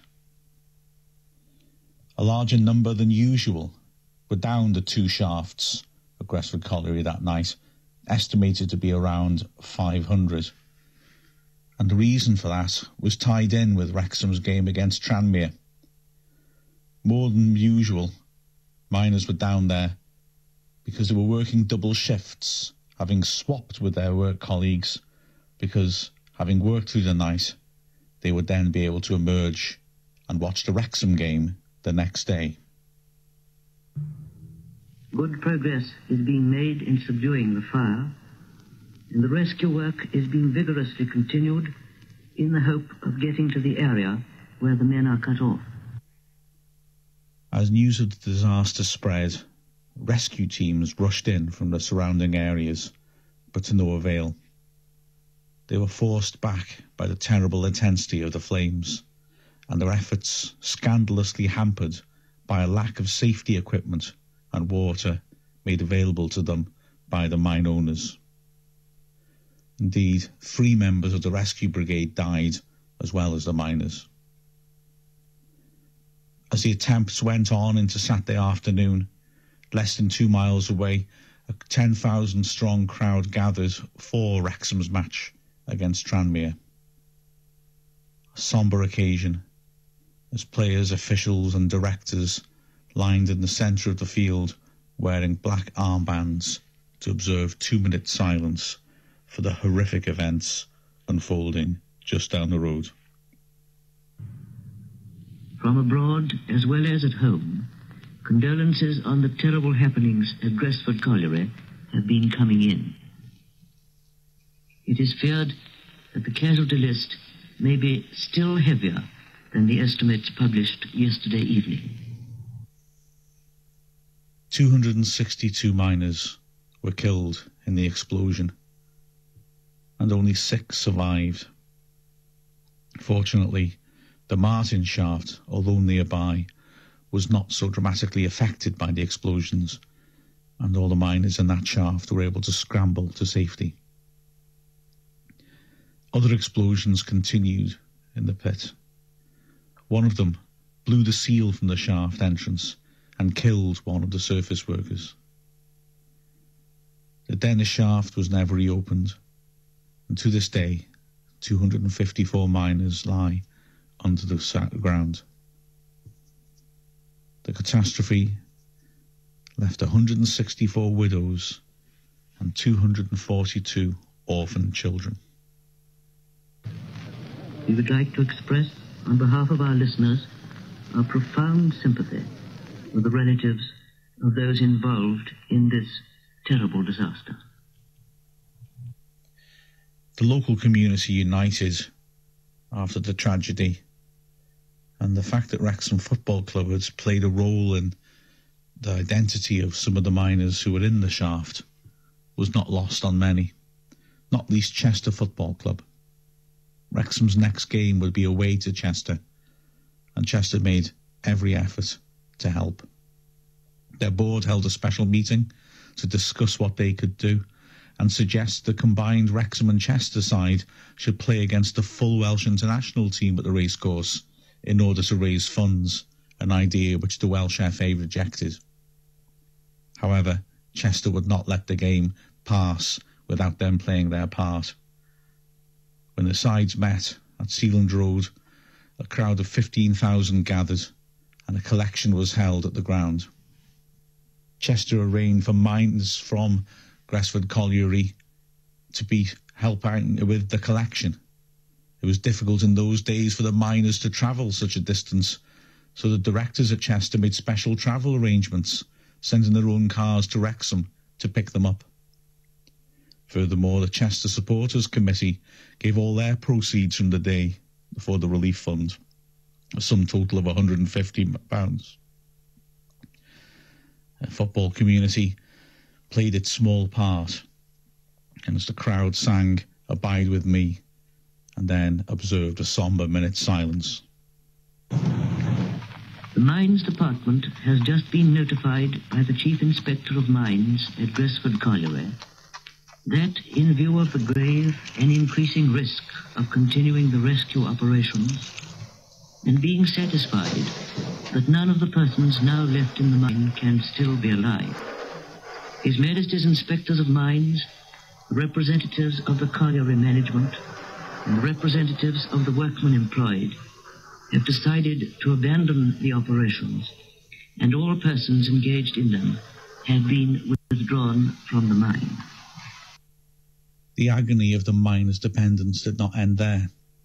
What followed was a singular, scandalous failure of the authorities to support the bereaved and attempt to some extent, put right the terrible wrong they had suffered. Ghoulishly, the mine owners docked the pay of the miners who had been killed because they had not finished their shift. Furthermore, although a public fund was established to help the dependents of the miners killed, actually obtaining funds could be difficult and demeaning. An inquiry failed to definitively blame the mine owners for the deaths of the men, despite the despicable conditions they were forced to work in. And when a memorial was finally built, a remarkable 48 years later, Prince Charles and Diana opened it in a marquee stuffed with local dignitaries, but the remaining survivors and dependents had no access to the marquee. At least by offering an annual minute's silence, Wrexham Football Club have kept the memory of the greatest tragedy in the town's history alive and honoured those who went down the pit so they could enjoy a football match the next day, but never emerged. It's a poignant anniversary and ironic that it should happen this way, just like it did in 1934, the disaster happening on the Friday, Wrexham Tranmere on the Saturday. And it was lovely to see that Tranmere Rovers honoured that as well, with the reports themselves paying tribute to the survivors. But it's important as well that as a town, Wrexham remembers what makes it, what is its identity, and it's crucial that Wrexham, as a fan-owned club, is able to maintain that by continuing to pay its respect to the victims of that absolutely terrible, terrible tragedy. We'll turn our attention back to the matter in hand now. Tranmere are out and ready for the second half, warming up a bit early. Wrexham are just on the way out now. Sean Pearson leading his team out. James, a first half notable for the heart and spirit, I guess you would say, wouldn't you, that Wrexham has shown since that early red card? Unfortunately so, yeah. I mean, they're great qualities you want to see, but the first 15 minutes, we should have had a penalty for me in the few minutes. That changes the game. Jennings perhaps should have been sent off for his shove to the face of Wedgbury, and then Wedgbury's 2 yellow cards and 2 idiotic moments. But yeah, it's nice to see that the spirit is there, the organisation's there. We knew that. We've now seen it in a lot of evidence in this. Obviously, you were there at Maidstone when we defended with 9 men. So yeah. Wrexham can take heart with that performance, but they've got to do it now for a full half. Tranmere now will been organised. The manager will have them having patterns what he wants to see against the 10 men. It'll be tough, but Alex Reid needs to make himself available for the outball. Absolutely. It's going to be tough. 45 minutes left. Can Wrexham dig in despite a 14th minute red card here at Tranmere Rovers as the second half gets underway, and immediately Alabi and Norburn getting each other's way, and they have to feed it back to Rydals, and Wrexham are quickly pressing and forcing the ball back into the Tranmere half. James's point is a long one, I think, about Reid. The one time he actually managed to hold the ball up was when Wrexham had that breakthrough to the centre, which could have led to a chance on goal, and Reid needs to do that more effectively. As here at Tranmere, moving it towards the edge of the area, Alabi holds it off. Cameron Jennings cutting in from the flank, takes over 30 yards out and spreads well to the right-hand side. Crossing chance for Buxton, swings in towards penalty spot, free header put wide. That was a real chance, and Wrexham, before they could just get their bearings and sort themselves out, conceded one of the clearest chances. Connor Jennings, well, free header on the penalty spot. He could easily have scored against his old team there, couldn't he? Yeah, absolutely. It's a good header. It hits it down. Just lucky for Wrexham off target. Good work by Tranmere getting the ball wide and using that extra man they've got. Well, you just said, didn't you, that at half-time they'll be talking about how to play against 10 men, and you showed how they shifted it well from side to side, and they found gaps. So the ball's not long. Wrexham want to foul on Holroyd, not given. Throw in though to Wrexham. About 15 yards into Tranmere's half, left-hand side. Wrexham do look like they're playing the 2 up front again, though, and allowing Holroyd to push on and give them the options and make them think. I think especially when there's a restart as well, they do that, don't they? Reid comes wide, Holroyd tucks in. Yeah. Often they get their shape back once plays in. There's balls thrown, taken. Lovely touch by Holroyd. Reid running into the box, down the left-hand side, drives in the shot from a tight angle. Not much power on that, and it skips harmlessly into the arms of the keeper, Davis. But lovely work by Holroyd, who's been very impressive. Good early throw by Davis now. A break again for Connor Jennings, running at Kevin Roberts, 25 yards out, cuts inside once more, feeds it on to Norburn. Norburn can help it on one, perhaps. Oh, Holroyd's done brilliantly to track him and to tackle him, and it's cleared by Rutherford. Wrexham needs to do better in this phase of play, I think. When attacks by Tranmere break down, Wrexham can't afford to just thrash it straight back to them and let them start again. It's down the right-hand side. It's clicked forward neatly by Dunn, who seems to be fouled after the ball's gone by Kelly. Norwood picks it up as the ref plays advantage. Nasty cross to the far post, but too much on it, and it'll skip out of play harmlessly for a throw 10 yards out. Remember, you can get in touch with us on hashtag #AskWrexham, and Rob Stead, our excellent cameraman at home games, is asking what's the attendance like, everyone behaving? I think they're behaving, as far as we can tell, and decent attendance. It's hard to estimate in an away ground, isn't it? But yeah, because the stand we're sat in is pretty full as well, which equivalent of the Mould Road, I suppose. You've got to say, Wrexham following is really, really impressive. We know we sold 700 beforehand, and there were more tickets available on the day. It's a good away supporters. Here from Tranmere again. Alabi, poor touch though, allows Rutherford to step in. Was he fouled by Alabi? Yes, he was. Alabi's conceding a hell of a lot of free kicks, isn't he? He is, just by his pure size. He's sort of clumsy. Yeah. Is a description of him. Obviously, he's going to cause you problems. He gets for chest and he scores goals. So we know it's capable. His first touch is awful, but he uses his presence well, and that's what sort of bustles him through and allows him to get the shooting opportunities. Absolutely. He's a battering ram. The ball's driven up towards Reid, who backs into Sutton. It goes beyond both of them and through to Davis. It's He balls her out to McNulty. McNulty on the edge of his area. Brings it forwards. And Tranmere builds patiently from the back. Wrexham with all their bodies in their own half. Done. Hassled by Jennings, who stepped a long way up. Jennings goes on his own into the Tranmere half to hassle Harris and then hassle McNulty. Paul Royd has dropped off to cover him. And Jennings is now getting back into position as Tranmere tries to come forwards on the other side. Alabi in a crowded midfield works it out. Tranmere being allowed to pass it around the midfield, and Wrexham saying, try and get through us once you get within 30 yards of goal. McNulty steps up, works her over to the right-hand side. Chance for a cross maybe as Buxton cuts inside, and it's all very narrow. And now they've worked an angle for Harris. If Norburn finds him out on the flank, he works him in rather later than maybe should have done. Harris plays a hopeful one in. Well, won by Pearson, who attacked that well under pressure from Norwood. But again, Wrexham knock it long, but fairly aimlessly, and Tranmere have it back in possession again. They go back to Davis.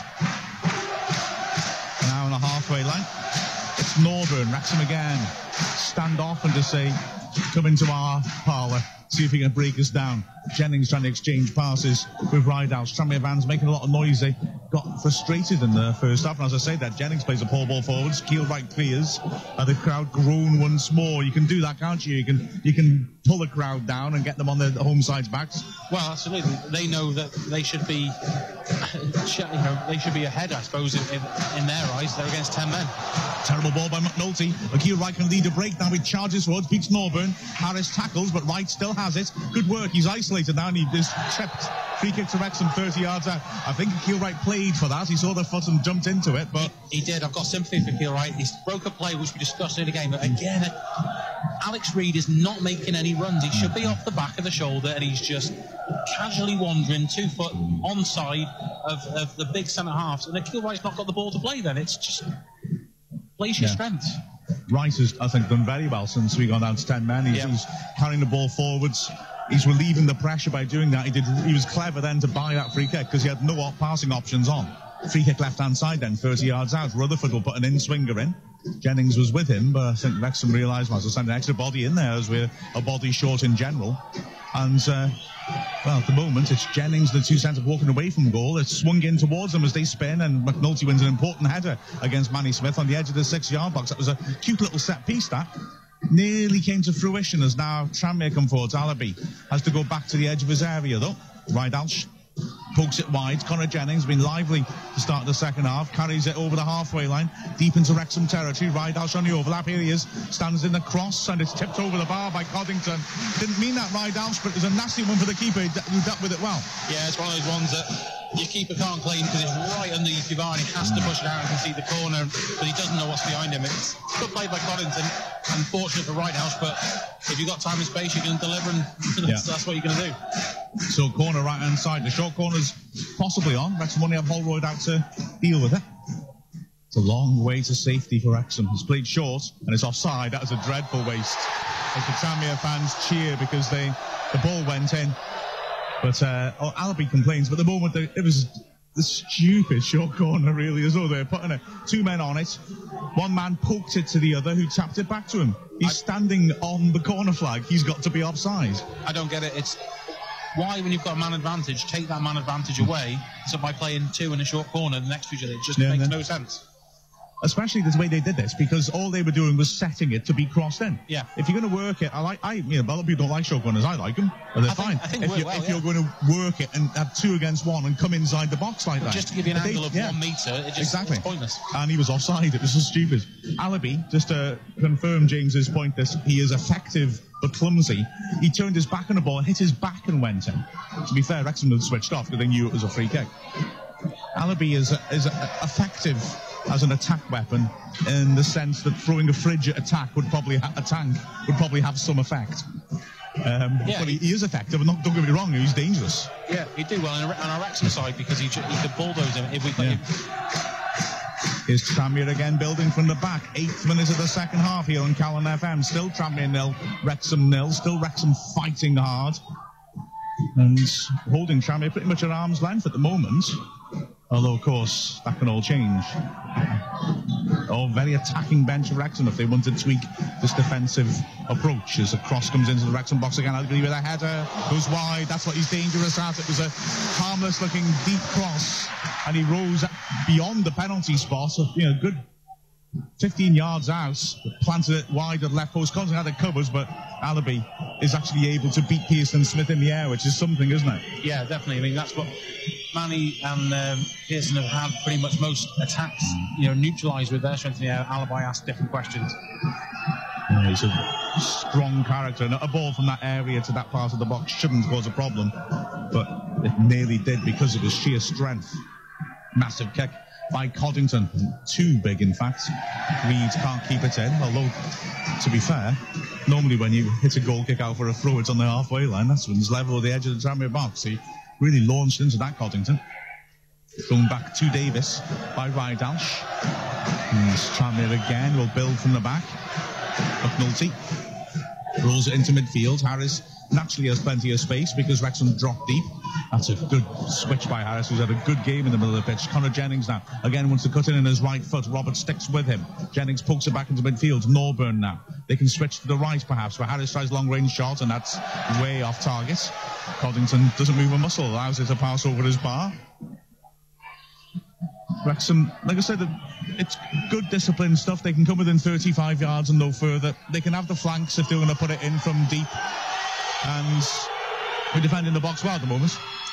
Yeah, it's playing to the strengths we have, and that is our two banks of four, working hard and limiting Tranmere to their options. Tranmere are having to use their fullbacks as that extra man, which will pay dividend and get the crosses in, but good work good setup by the Wrexham management team. Coddington's goal kick again is massive, and again bounces all the way through, this time to Davis. The Tranmere fans behind us were desperate to get Coddington booked for time wasting. They may have a point, I think. Wrexham had the masterclass last Saturday from Guiseley in time wasting, of course, if they want to copy it. As Harris, a dangerous little ball, well read by Pearson, who beats Alabi to it. Now can Wrexham break. Holroyd is brought down in the middle of the pitch by Harris. Holroyd's done well then again, but just no options going forward, because Kelly's got a break from behind him, and Reach is not given the option. It's quite frustrating. There was a possibility if he could release the right ball, there could be a problem for Tranmere, and I think Harris is quite clever to foul him there. Too far into Wrexham's half to get himself into trouble with the ref. Now then, the referee, is he going to get involved because Wrexham have a free kick nearly in the centre circle, and they've left it for Coddington? If the referee's just speaking to Pearson saying, next time there's time wasting, I'm going to bring a card out. Yeah. Coddington hits it towards Jennings, edge of the area, gets up too soon, jumps underneath it, but then he fights and wins it back well. It's good work, and he wins a free kick. Left-hand side, 30 yards out, pretty much the same spot. Rutherford put that tempting one in about 5 minutes ago. This is where Wrexham have got to be strong, is winning these free kicks in the Tranmere area and being able to deliver set pieces. And we've been good from set pieces this season as well. The delivery's been decent. We scored a couple from corners. Yeah. And you can see their routines worked out. Previously, we had 3 Wrexham players walking away from the ball. They knew where it was going to end up, and they span onto it. This time they don't. This time it's swung with danger. It's headed partly away and then hooked on by Norburn. Scampering back is Rutherford, heads it to the halfway line. Poor touch by Roberts means they'll have to go all the way back to Coddington. This is a shame. Coddington onto his right foot. Launches it again with very good distance. Straight down the throat of Sutton. Not the best header by him. And Holroyd gets it well to win the loose ball. Kelly, good pace, gets onto it. He's done well in the centre of the pitch. Kelly, left-hand side now. 25 yards out. Has to drop back. Finds Jennings. Holroyd's made a run, but Jennings beats his man. Surges the edge of the area. Plays ball to the goal mouth. Reed can't get to it. It's gone behind for the corner. Defended off a defender. I thought Reed could have attacked that. He seemed to pull out of it. Yeah, I'm not sure why, but a good ball by Jennings. Nice to see Kelly, I agree. Since he's been in the centre midfield, he's been more oppressive. Unfortunately, because of being at 10 men, we've not been able to see as much of him in attacking, but he's looked better in the middle. I've got to say, Kelly, I always assumed we wouldn't use in the middle in a 2 because he was a bit lightweight, perhaps. But looking at the way he's played in this match, when he's had to do a lot of defending, I think you're right. We should play him. The way you said that Tranmere set up, though, with Harris and Norburn, it's allowed him to do so because there's 2 similar players there. Yeah. I'd still be tempted, though, because he's done very well. He's looked lively, and he's certainly not shirked his defensive duty. Here's a corner now, right-hand side. Left foot is swung in towards the 6-yard box, just beyond Pearson. Scrambles around, drops loose. Holroyd hits a shot. It's in! Holroyd nails it! Chris Holroyd's first goal for Wrexham, and Wrexham take the lead in the 58th minute. A superb finish. The corner came across the 6-yard box. Holroyd attacked it. There was a Wrexham player in his way. He called him off. And from a tightish angle, 8 yards out, nailed it. It may have taken a slight deflection. It soared into the top right corner. And there's crazy scenes now at the away end. Wrexham delighted. The bench went crazy. Keats was up and down the side of the pitch like Usain Bolt. But that was a great work by Holroyd. He took responsibility and he nailed it. Well, Wrexham, we said, have got to take advantage of set pieces, got the delivery right, caused problem in the box, and Holroyd just put everything behind it. And you ask questions, maybe taking a few bobbles, but it's gone in the top corner. Chris Holroyd has deserved that. We're going to be talking about man of the match later, and this is maybe way too early, but he's certainly in my reckoning just because he's worked so hard on that left midfield. And that's the goal he deserves. It's nice to see him. He's looked very lively as a striker in the few games we have seen him. He's been impressive, and this today I think has been particularly impressive. He's forced after 14 minutes to drop off into the wide position. He has worked extremely hard, and well, his first goal for the club couldn't have got many better places. Looks like a glass bottle has been thrown on the pitch. Yeah, so the referee has stopped that, brought it across to the fourth official. He came from the direction of the Wrexham end. It's hard to see where Wrexham fans have been throwing something on at their own players while celebrating. So I don't know the exact circumstances of that. I'm afraid a flare was thrown on as well. And the smell of cordite now wafts across the pitch as Tranmere come forwards. Still half an hour for Wrexham to dig in here. As Tranmere spread to the right-hand side. Buxton works it inside to Norburn, right-footed, that's into the hole, well read by Roberts, who is fouled. Ref's not given that. Wow. Connor Jennings, who was late on Roberts there. Roberts is limping back into position. I mean, Jennings is on a yellow card, and that was late.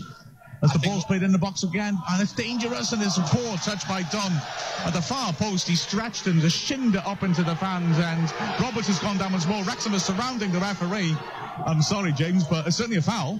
Whether it's intentional. It's a foul, yeah. I don't think it's intentional. I think Roberts has made a lot of ground to get there, and just didn't see him coming. I think he's turned on to him rather than actually got a foul. But you're right, he's caught him. Wasn't a yellow card for me, though, if it is giving a foul.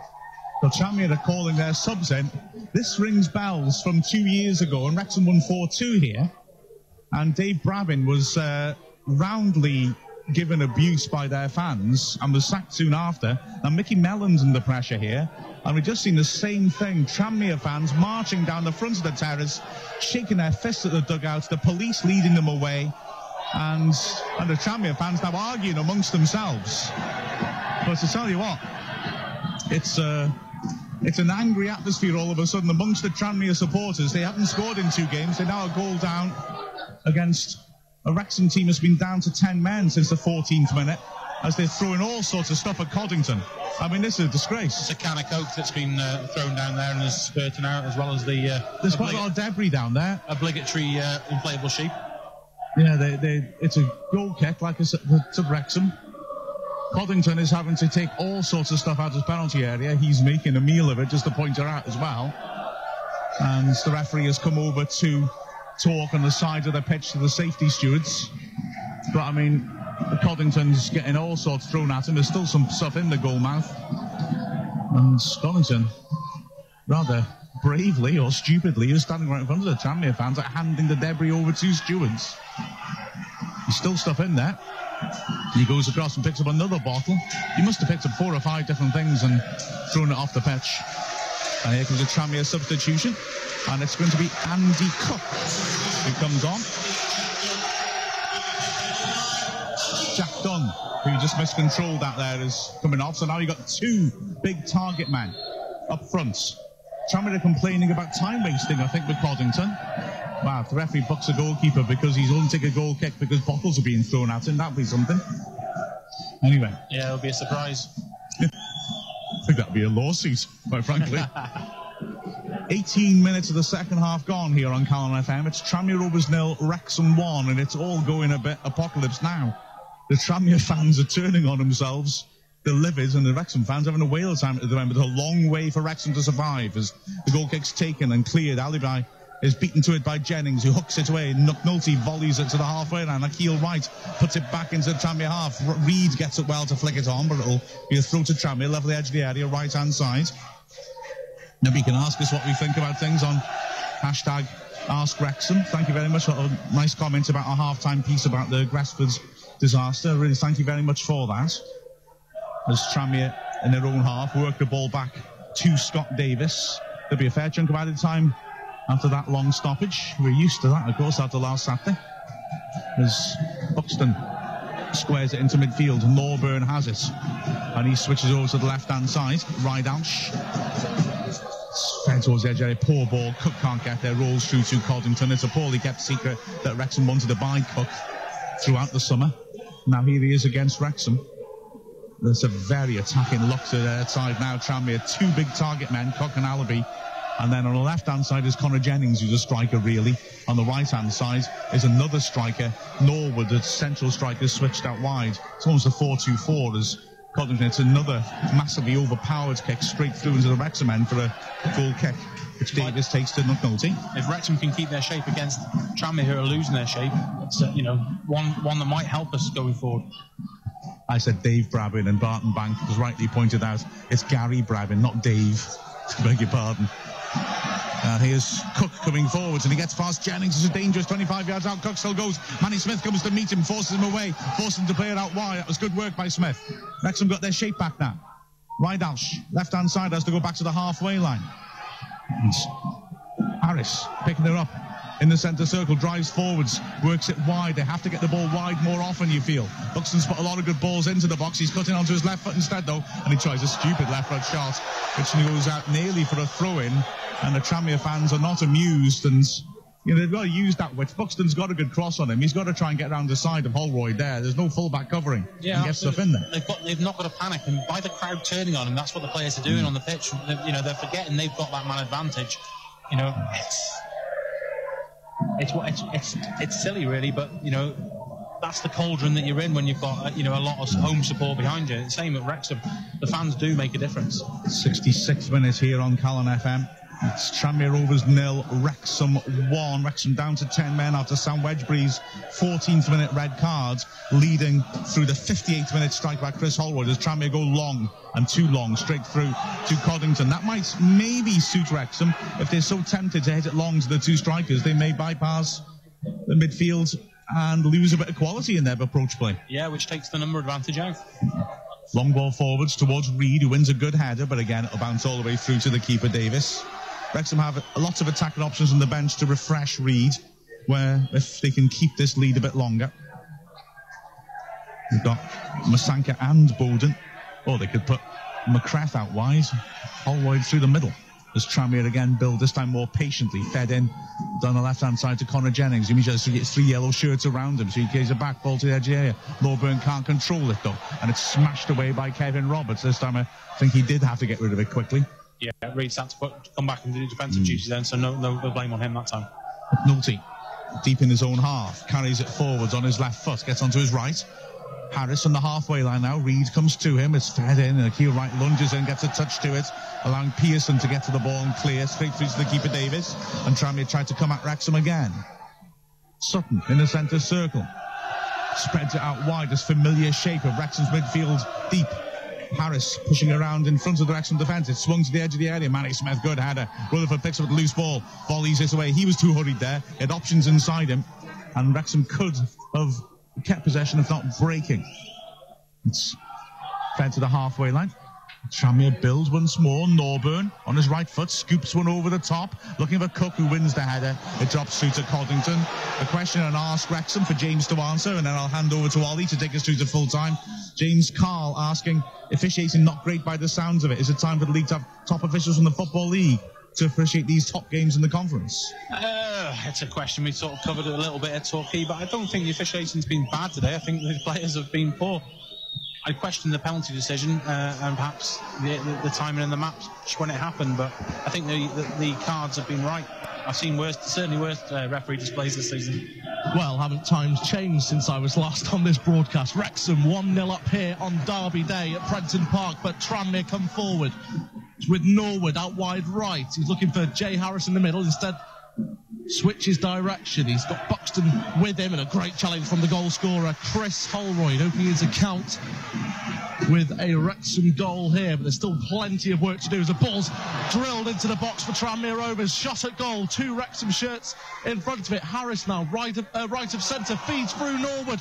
Ball into the box, Mally Smith clears only as far as Harris on the edge of the box. Left-footed drills it at goal, and it's gone wide, and well, we might be in for a half of that, James.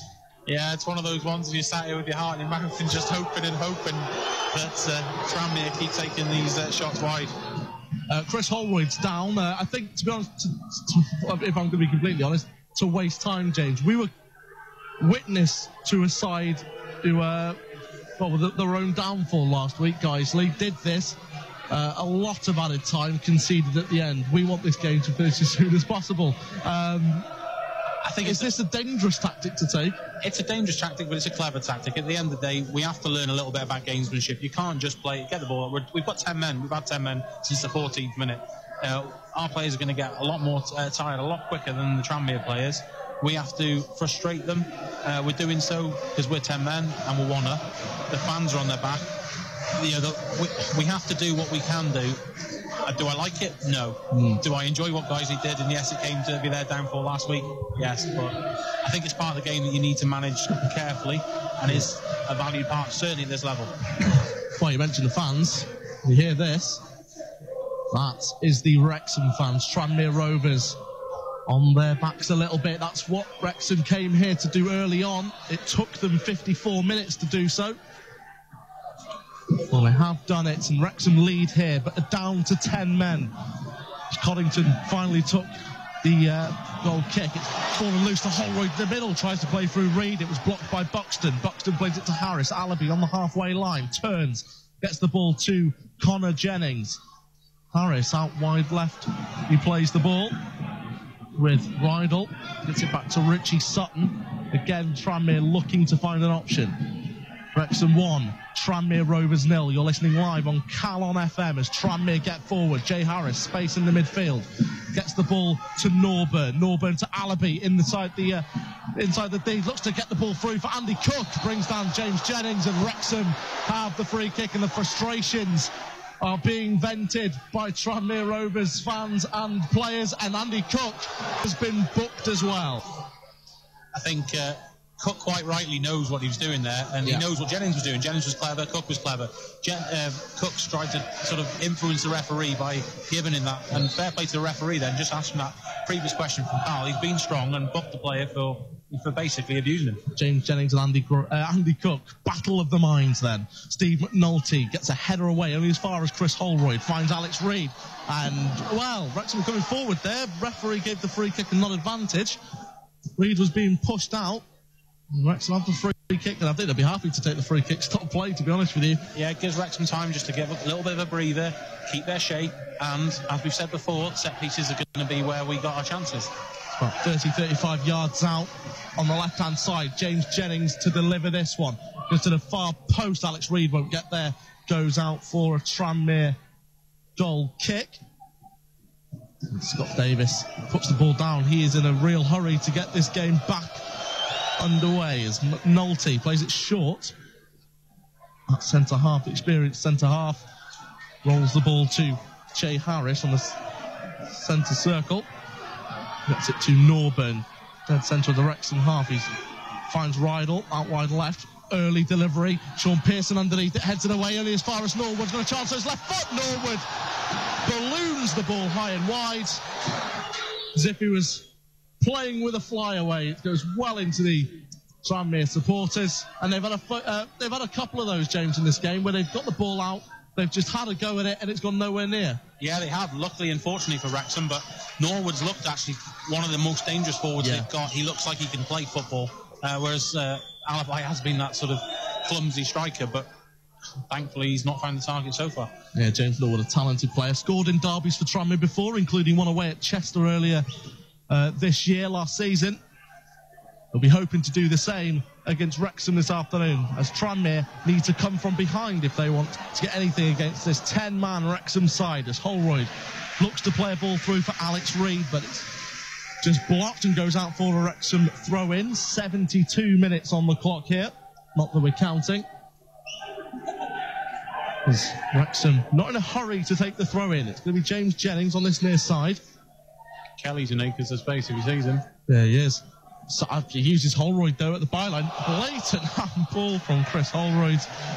And to be honest with you, I'm surprised he's not been booked for that. If I was Torref, I think I would have. Particularly in this game, the way it's been so far, he's lucky. But well, Chris Holroyd, the goal scorer there, he should have. Well, I don't know what he was trying to do there, but he's McNulty plays the ball to Richie Sutton. Sutton to Rydell. Out on the left-hand side, the ball stayed in. According to, well, despite cries from the Wrexham fans, McNulty plays it short to Norburn in the middle of the park. Just inside the Wrexham half, scoops the ball into the box. Connor Jennings was there. Tackle from Mally Smith. Tranmere fans calling for a penalty. It's a poor ball back in by Norwood. Falls on the edge of the box to Jay Harris. He set himself. Brilliant ball to Rydell. Delivered into the box. Cook up for the header. And it goes wide of Luke Coddington's goal. It's going to be a goal kick to Wrexham. Riding it out at the minute as Wrexham will make a switch. Mark Carrington's been warming up since Sam Wedgbury was sent off after 14 minutes. He's going to come off. Off comes the goal scorer, Chris Holroyd. James, your thoughts? I'm going to say I'm hoping that's just because of fitness, because Holroyd should be going up front instead of Reid. Reid, for me, is the player that makes way on this one, Reid Carrington. They've worked really hard. Holroyd's put an absolute shift in. He's had to play as a winger and support the striker, and he's done so magnificently. So Chris Holroyd again, no rush coming up. On comes Mark Carrington. Holroyd took his goal well. Gave Wrexham a shock lead here at Prenton Park, which they still hold. Wrexham 1, Tranmere Rovers 0. You're listening live on Calon FM. Tweet us with your thoughts, your questions at Commentary WAFC. Use the hashtag AskWXM. I take it that puts Kelly out wide as well, which I don't like as much as not as enough pace to cover. Yeah, he's done well. A lot of supporters have always said they want Kelly in the middle. Yeah, he's done well one in the of middle. them. Yeah, he's done really well today. He's going to be pushed out wide, I think. Akil Wright and Mark Carrington in the middle of the park as the referee. I mean, Carrington makes sense. It shores up in midfield. We know what you're going to get. Yeah. But I think the wrong player went, unless it's a fitness issue. I think the way he's been, he's not had that many minutes under his belt. You'd hope it is just that, as Luke Coddington has come from out of his goal to speak to manager Dean Keats. The referee just... I'm guessing that's about the objects being thrown at him. Yeah, I'm just going to listen into the PA as there looks... As Mark will explain to us. Just to clear up, somebody has been hurt in the away end, it seems. Oh, right, okay. And so because of that, they've stopped play so that they can go and remove him from the pitch. And so at the moment, there's a stretcher team is taking him across the pitch and out of the stadium. So that's why there's been a halt in the game. Yeah, never nice to see at all. We wish that Wrexham supporter well in his recovery. He's just been stretchered across the pitch now, hence why the players are going over to take instruction, but applause coming from both sets of supporters as well, which is really good to see. Yeah, not a nice sight at all, James. No, absolutely not. It's not what you want to see. Made more poignant with obviously the reference at half-time. You know, at the end of the day, football, it's a passion. It's played on the pitch, and it's both sets of fans. But you know, people go to a game and they want to enjoy the game, and that's not what you want to see. Hopefully, all the best, and he's okay. Absolutely, as he's taken down the tunnel now, and yeah, so applause from both sets of supporters. This game though to get back underway. And Coddington to take a goal kick for Wrexham after that Cook header went wide. Seems like quite a while ago since this goal kick had to be taken. 77 minutes in, 13 minutes of normal time remain. Wrexham lead here at Prenton Park by a 1-0. You're listening live on Calon FM. Coddington gets the ball clear and falls to Buxton in the midfield, plays it Jay Harris, sprays the ball to the right channel, it holds up in the turf, and James Jennings has got to deal with this up against Norwood, and well, James Jennings, as he brought him down, ball comes loose, they're still tuffling on the ground, ball played across goal, and it's a great chance for Tranmere. I think it was Connor Jennings who had the chance to put Tranmere Rovers level. Jennings and Norwood, though, were tangled up, and there was a bit of a, should we say, WWE between the two of them. I think both the players luckily saw it in the way it was. They were both sort of trying to hold each other back. Yeah. And luckily nothing kicked off, because it could quite easily temper trade there. But silly the way Jennings tried to play off his man. He could have just had a chance to clear. Well, throw was taken, ball comes loose in the midfield. It comes to Alabi on the edge of the box, tackled by Pearson and cleared by Jennings. Both pat each other on the shoulder to say, well done, I've got this. Ball with Scott Davis, the Tranmere Rovers goalkeeper, gets it to McNulty, just inside the Tranmere half. Every outfield player for Wrexham is in their own half at the moment, as Norburn plays the ball out wide to Rydell. He's up against Paul Rutherford, plays it short back to Norburn again down that left-hand side, forced back to Richie Sutton. Sutton's got two men over on the right-hand side, decides to play it into Cook. Cook dispossessed by Mark Carrington, his first involvement of the game. Norwood back to Buxton down the right-hand side this time. Kelly is the man who's shadowing Buxton, puts it in on his left foot. It's headed by Akil Wright and further on by Paul Rutherford. Wrexham camped in their own half at this time. 79 minutes on the clock. Still Wrexham lead by a goal to nil. Come to Norburn, may have a go from distance, decides to play it into Alabi, and offside was Norwood, who looked to latch onto that ball. Sigh of relief from those in yellow. Wrexham have the free kick. Ball played back to Coddington. He decides not to bother with going to get it. Now Alabi's retrieving it. He goes over to Alabi, just in so when he gets the ball in arms, he can just trot over and eat up a few more seconds. We are, well, not that I'm counting, 30 seconds away from the final 10 minutes.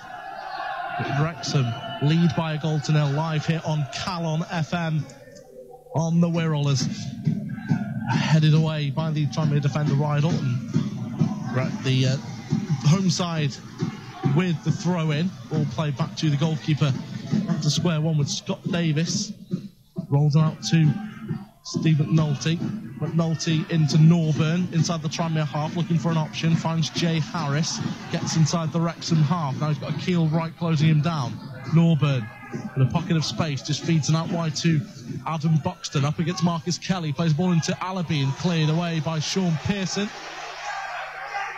Half-hearted ask for a free kick to the linesman. Nothing given, nothing in it, to be honest with you. McNulty plays a throw into Davis, who's come midway up the Tranmere half. Easily looking to feed on any loose balls. Wrexham are just booting anything they get in possession. Buxton cuts inside. Norburn got a chance to shoot. He decides to just take a touch, feeds it out wide to Norwood. Norwood, right-hand side, looks to get to the byline, puts a ball in. It's a dangerous ball in. Manny Smith heads it behind goal, and Tranmere have a corner. So, chance here to test Wrexham from set pieces, James. Yeah, absolutely. And Wrexham defending for all their will, but you know that man every time. Delivered by Rydell. Chance is headed away. Alex Reid to chase it up against Norburn. Rydell, left-hand side, chance to put another ball into the box, decides to use Jay Harris. Ball played to Connor Jennings. Jennings feeds it out wide again to Rydell, cross into the box. Sean Pearson gets his head away. Marcus Kelly on it now, may look to boot it clear or take on Norburn. Inside to go back to James Jennings, being put under pressure by Norwood. Turns, does well, gets it to Mark Carrington in midfield to try and clip it towards Alex Reid, but the chest of McNulty was there to stop it. All cleared away by Pearson. Shouts for a foul for Wrexham. He also thought it took a nick off a white shirt and for their throw-in. The linesman doesn't listen to Dean Keats. There's Norburn, centre of the Wrexham half, looking to see what they can do. Alabi, edge of the box, has a go, comes off the back of Sean Pearson. Retrieved by Jay Harris, just inside the Wrexham half now. finds Richie Sutton. Every outfield player is in the Wrexham half. The last man back is McNulty. Ball clipped into the box and a trip on Connor Jennings. The ball goes out for a goal kick. You think McNulty's always the last man. Wrexham are booting it clear, but if they can break quickly...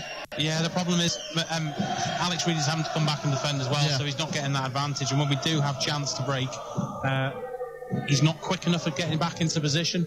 And I can sort of half sympathise with him. He's on his own. He's done a lot of running. Yeah. I think he needs to learn to play off the last man a bit, but perhaps he needs a refresh up front. Well, Wrexham still lead here at Prenton Park. It's Tranmere Rovers 0, Wrexham 1, live on Calon FM if you've just tuned in. Why, if you've missed out on an absolute cracker here, but we've still got 7 minutes to go. Wrexham looking to hold on to a lead on Derby Day on the Wirral. It's a ball with Alabi, loses out in midfield. Great challenge from Akil Wright. Alabi retrieves it, gets it back to Buxton. Buxton feeds out Norwood. James Jennings is putting the pressure on, as is Marcus Kelly. Chance here for Alabi. Horrible touch inside the box. And it rolls through to Coddington, and the Tranmere fans getting on their backs even more so. That was poor from Alabi. Yeah, absolutely. Another... I don't want to curse him and curse Wrexham, but his first touch is atrocious. Coddington kicks out of hands. He's looking to find Reid. McNulty there with the header. Nice cushioned header for Richie Sutton. Sutton just looking to find an option. Norwood's got acres of space down the right-hand side if he can see him. Finds Norburn. Now with Norwood, finally get it, but there's a few yellow shirts ahead of him now. Norwood finds Buxton on his left foot again, puts a ball into the box. It's found only by Roberts, who clears it away. McNulty beats Reid into the air. Carrington heads it away now, as does Reid, and Kelly looks to nip in. Buxton all over him. Foul, though, by Marcus Kelly on Adam Buxton. The referee gives a free kick, and there's going to be a switch for both sides. So for Tranmere, they will be bringing George Waring on. Interesting to see who they're going to bring off. Waring to come on. I believe although it's going to be Wrexham to make the substitution first. Jack McCreff's going to come on. I like the McCreth substitution with the pace, but I'm worried about that defensive duty again. Yeah. Kelly's done well. Yeah, Norburn's had a lot of... Norwood and Adam Buxton have had a lot of possession down there and delivered a lot of balls. Yeah. Kelly's done very well. Probably his best shift in a Wrexham shirt for me. Obviously hasn't had the same creative chances as we want him to have, but he's been against 10 men. He's played in 10 men for such a long period as this game.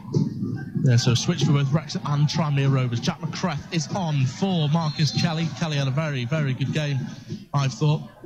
Trying to take the free kick. Nice 1-2, and it's a poor pass from Jay Harris. Finds James Jennings. Harris manages to get the ball back, though. Plays it through to Connor Jennings this time. Connor Jennings plays it to Jay Harris. Harris looks to play a ball through. McCreth was there, and he's now looking to break. Here's James Jennings. Looks to find McCreth, and it's going to go out for a throw-in. Better play, those two could link up and like that and see where it's going to go. And that's where McCreth would be a benefit, especially as we know Tranmere in these last few minutes are going to pile forward. You mentioned the last few minutes. We're into the last 5, almost into the last 4 minutes of normal time. Wrexham are still ahead by 1-0 here at Prenton Park on Derby Day. You're listening live on Calon FM. As James Jennings throws the ball down the line, he looks for Alex Reid. Tranmere back in possession. It's with James Norwood. Norwood has got acres of space to play a ball through for Rydell down that left-hand side. Brought down by Paul Rutherford, cynically brought down. And it looks like it's going to be a book for Rutherford. It is. See, they're the yellow cards I don't mind giving. At this time of the game, when those are the cynical ones you have to take for your team. Don't mind them. Absolutely. That was a great chance for Tranmere Rovers. They need to do well from a set piece this time. We're 86.5 minutes into the 90. Chances for Tranmere. Set piece. Rydell is over this one. Got McNulty in the box as well as a few others. Ball delivered. Coddington comes out for it, and well, lucky boy, he stays down injured. It was cleared away, the ball, but that looked risky. Just threw himself into a sea of bodies. He stayed down injured. The physio, Phil Davis, is on. Very brave. He's got into a massive group of players there, an absolute melee, and there's some big boys in amongst that. But he's done well to win the bunch. Plays. Oh, well, he got to his feet, got back down. I think maybe the physio's told him that. The referee's over there. James Norwood is having a word with the ref right over Luke Coddington. And as well as Manny Smith there, Wrexham fans saying cheerio to some of the Tranmere fans. They're leaving. They're heading off to beat the traffic, get in the pub. Doesn't matter. They won't be in Prenton Park after the 88th minute, which we're in now. McNulty protesting, but as we saw last week, if a player's injured, the referee is not a doctor. No. Not saying he is injured or he isn't injured or it's just gamesmanship, but there we go. Well, we're in the last few minutes of this game. We're entering the 89th minute. A few of the Tranmere fans leaving Prenton Park as Wrexham lead by a goal to nil. You're listening live on Calon FM. Remember, keep your questions coming in on @commentary WAFC. Use the hashtag AskWrexham. That's AskWXM. Get your questions in about the Derby Day thriller which we've had here at Prenton Park. Luke Coddington is still down. Referee just having a word with, or rather, Norwood going back to have a word. Sean Pearson, Manny Smith. Paul Rutherford still with him as well, as is Kevin Roberts. But you may see a bit of added time here. You can see, I don't know how much you think, James, but... Well, I mean, it's got to rival the 8 minutes we had last week, I suppose, but hopefully the referee doesn't do it. I'm hoping for sort of 5 minutes. I think it would be more than justified, and it would be probably kind to Wrexham, I think. Absolutely. Well, Tranmere Rovers, not to worry. You know, we have the stoppages for the unfortunate Wrexham fan that's been stretched off. We've got a couple of time-wasting moments, a couple of injuries, a couple of substitutions, so it all adds up. Yeah, absolutely, and not wanting to put worry in, but Tranmere have been known to score a late goal this season. They have, and Wrexham are yet to concede in the second half.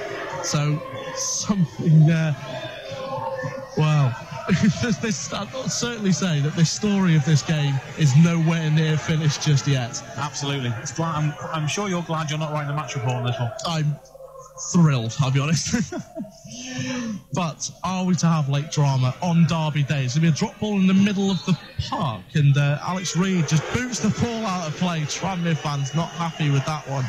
I think I'll just do what you've got to do there, I think, from Alex Reid. Clever play. Throw in taken by Rydell, back with Scott Davis. We are less than 15 seconds from the 90 being up. The board has gone up. There are 10 minutes of added time here at Prenton Park. 10 minutes of added time here at Prenton Park. Well, I think 10's harsh, but yeah. I can certainly see where the referee's going with it. You can't.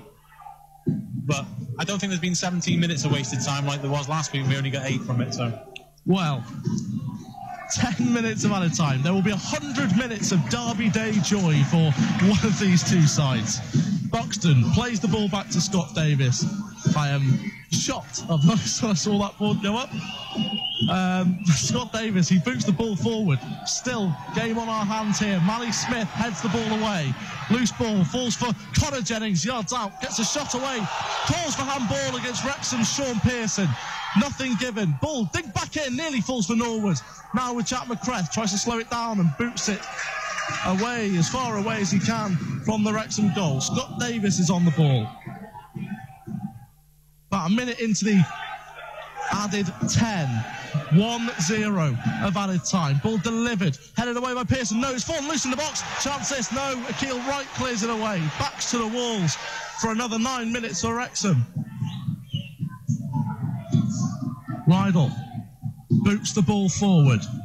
Cook heads it down. Pearson, Manny Smith rather, gets it clear. Ball comes out wide right. It's found Norwood. He's fouled by Jennings, and well, James Jennings. We did say earlier, Connor Jennings wouldn't be the first Jennings to get booked this afternoon. And the referee kept his cards in his pocket, actually, I'll be honest. I think Jennings and Norwood would have enjoyed their little battle. You can see that sort of a little war of attrition between themselves and doing it in the spirit of the game, which is good. Both want to win, both competitive, but... Absolutely. No real malice there as Tranmere have got a free kick in a good area. Buxton with the delivery. Is it headed away? Drops in front of the Wrexham goal. Luke Coddington claims, goes down, stays down as well. Over the ball. Those Tranmere fans are not happy with him. but he won't mind one bit as the substitute, George Waring, just in front of Luke Coddington. He's had the ball for more than 6 seconds, I'll tell you that, as the ball's hoisted in to the Birkenhead sky. As ball's headed away by McNulty. Carrington wins it in midfield, does well, hooks it on, but goes out for a Tranmere throw-in. Of course, if you're just tuning in, it's Wrexham 1, Tranmere Rovers 0 here at Prenton Park, but we are in the 10 minutes of added time here, live on Calon FM. Wrexham hoping to hold out for Derby Day victory here at Prenton Park. Yeah, it's going to be nerve-wracking. We thought we got through that 80th, 90th minute period. We've got to redo it all again, and Wrexham will have almost played 90 minutes completely with 10 men.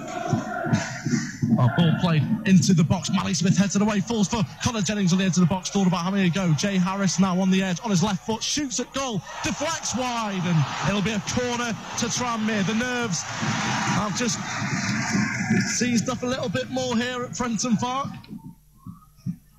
Wrexham still with that lead, but can they hold on? Rydell with the corner, delivers it in, it's floated in, headed and goes to the right-hand side of the box with Connor Jennings. He plays it back to Buxton, delivered again, headed at goal, goes over the bar from, I think it was Andy Cook.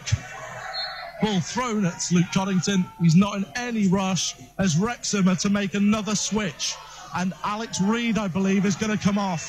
Tumba Masanka, the man to replace him.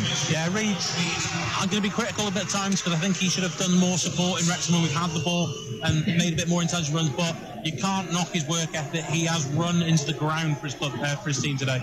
And a clever way of wasting some of this 10 minutes, get the substitution on. Fresh legs, Masanka offers the same sort of thing as Reid. You know he's got a bit more presence about him as well. Well, we're almost halfway in to the stoppage time. 10 minutes of stoppage time. Tumba Masanka on, Alex Reid off. That's Wrexham subs, all three made now. One with the additions of Mark Carrington and Jack McCrath in this game. Ball booted away by Coddington. McNulty heads it back for Scott Davis. So we're approaching about 5 minutes in to the added time. Still another 5 to go. Ball played forward. Mally Smith heads away. McCrath's there. Plays it back to James Jennings at left back, and he boots it clear into the main stand here. Ball throw in taken. It's Richie Sutton who lofts the ball forward. Waring beaten in the air. Falls to Norburn. Norburn out to Rydell. Rydell with an early ball into the box. Mally Smith looks to win his header. Sean Pearson's underneath the ball. He heads it away. Jay Harris is there. Returns it into the edge of the box. Masanka's there. Turns, does well. Gets the ball to Jack McCrath. Now Wrexham have got a chance to get forward. McCrath darting for the corner. He'll be there for 4.5 minutes if he was to stay there the rest of the game. Beats McNulty. Can he get a ball into the box and seal this game? No, but he wins a corner. Brilliant work from Jack McCrath. Great play. That was absolutely superb from McCrath. Jay Harris places the ball. Masanka as well in the build-up to that to get him the opportunity. That's wonderful from the Wrexham substitutes getting together. McCrath is going to take this, but he's in no hurry for it. Wrexham fans in full voice once again. We have had 6 minutes of the added time here. Jack McCrath to take this corner. Looks to play it short with Tumba Masanka. He does so. Masanka's there, looking to use his strength. Is he tackled by Norwood? And that's a free kick given to Tranmere Rovers. Well, quite a few Tranmere Rovers fans left before that added time went up. I'm sure they've looked on their phones and will be hopeful that they can get back in the ground, because there is certainly time here. We've had almost 7 minutes of the added time at Prenton Park. Still 3 and a bit to go. 3 minutes, 15 seconds to be precise. Ball forced to Norwood, edge of the Wrexham box. Dinked in. There's a chance this. Cook nearly fell to him. And it's gone out for a Wrexham goal kick. Luke Coddington unimpressed, and he's going to be booked actually for time wasting. Luke Coddington, just as Geisley's goalkeeper was last week against Wrexham. I think he's been booked for dissent, then he's coming out and questioning and asking the referee for what's going on. But it's one of those ones you're going to take now. It's got to be clever, and you push it to the limit, and the referees let him go. I know it's not nice to say, we had it against us last week, but... Well, nerves here. This game is certainly going to the wire. As Coddington's goal kick's taken, it's run all the way through to the Tranmere byline. Scott Davis is there. He picks it up, places it down for a goal kick. Plays it short to Richie Sutton. We're almost 8 minutes into this added time now. Mally Smith heads away. Jay Harris is there inside the Wrexham half. Blocked by Paul Rutherford. Just knocks it down the line easy. The keeper's got to come out and claim that and then play the ball himself. Masanka putting the pressure on. McNulty's there, hasn't turned. McCrath there, goes in for a challenge. McNulty just about got the ball away. Comes loose, Masanka's there. Advantage given to Tranmere Rovers. We're over 8 minutes into the added time now. Ball comes loose, it's found by Akil Wright. Right, will he play through Tumba Masanka? Too much on that ball, it'll go out for a Tranmere Rovers throw in. A tired pass there, but every man on wearing that Wrexham shirt today's put a shift in. Can be proud of themselves. Still time for something in this game to happen. Wrexham 1-0 up here, live on Calon FM. We are 10 minutes of added time. We've had 8.5 of those. Tranmere Rovers coming forward. They've got a chance. Adam Buxton out wide right, looking to put a ball into the box. Brilliant block from Jack McCrath. Just kicks the ball away from Buxton. Ball boy retrieves it, gives it back to the Tranmere Rovers right back. Norwood just pushing McCrath there. Goes to Jay Harris. And a chance for Buxton to get it in. Brilliant challenge from McCrath. And it's a corner ball for Tranmere Rovers. We've got 1 minute left of this game to play. Wrexham, they lead on Derby Day here at Prenton Park against Tranmere Rovers. 10 minutes of added time. We have got less than a minute left. 45 seconds to go. The goalkeeper is up for Tranmere, Scott Davis. Play to the near post. Foul given against Tranmere Rovers.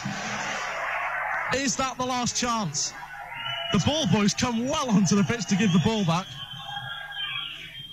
Coddington retrieves it. Less than 30 seconds. The away end is a sea of red, and they have erupted here. They'll certainly erupt in 20 or so seconds if this game finishes the same way in exceptional circumstances. Coddington takes the free kick. It's high into the sky. Masanka goes up against McNulty, heads it back to the goalkeeper. We've got 6 seconds by our watch. Tranmere Rovers, have they got one last attack in them? The 10 minutes of injury time has been played. Gets to Jay Harris. Harris looks for Buxton out wide. Is there one last chance for the home side? Mally Smith goes up with a header. Cleared. Here's Tumba Masanka. Wrexham just need to get this ball away. Played down the line for Jack McCrath. McCrath up against McNulty. The referee still hasn't blown for full time. A mistake by Scott Davis up against McCrath. And Wrexham have a corner. Surely it's got to be now. 10.5 minutes of this game. Unbelievable. Almost 90 minutes almost played here with 10 men. Unbelievable stuff. Unbelievable. We are 10.5 minutes in. We are over the added time. Wrexham have a corner. Surely this is it. Surely this is it for Wrexham. Listen to those fans. Wow, corner played. Short to Masanka. And that's a free kick given to Wrexham as well. Referee, just blow up now, surely. We've had 11 minutes of added time. Wrexham have played 86 minutes with 10 men. They lead on Derby Day here against Tranmere Rovers by 1-0. Chris Holroyd's goal, is it enough? They're going to play it short. To Masanka. And that's it! Derby Day delight for Wrexham! They have beaten Tranmere Rovers by 1-0. Chris Holroyd with the goal, and with 10 men, Wrexham have done it. Amazing scenes here at Prenton Park. Live on Calon FM, you've heard Wrexham in exceptional circumstances beat a fierce rival by 1-0. Magic from Wrexham. All the podcast coming up from Wrexham, but from us here at Prenton Park, James Harrison, Mark Griffiths and myself, Ollie Williams, Wrexham have 3 points.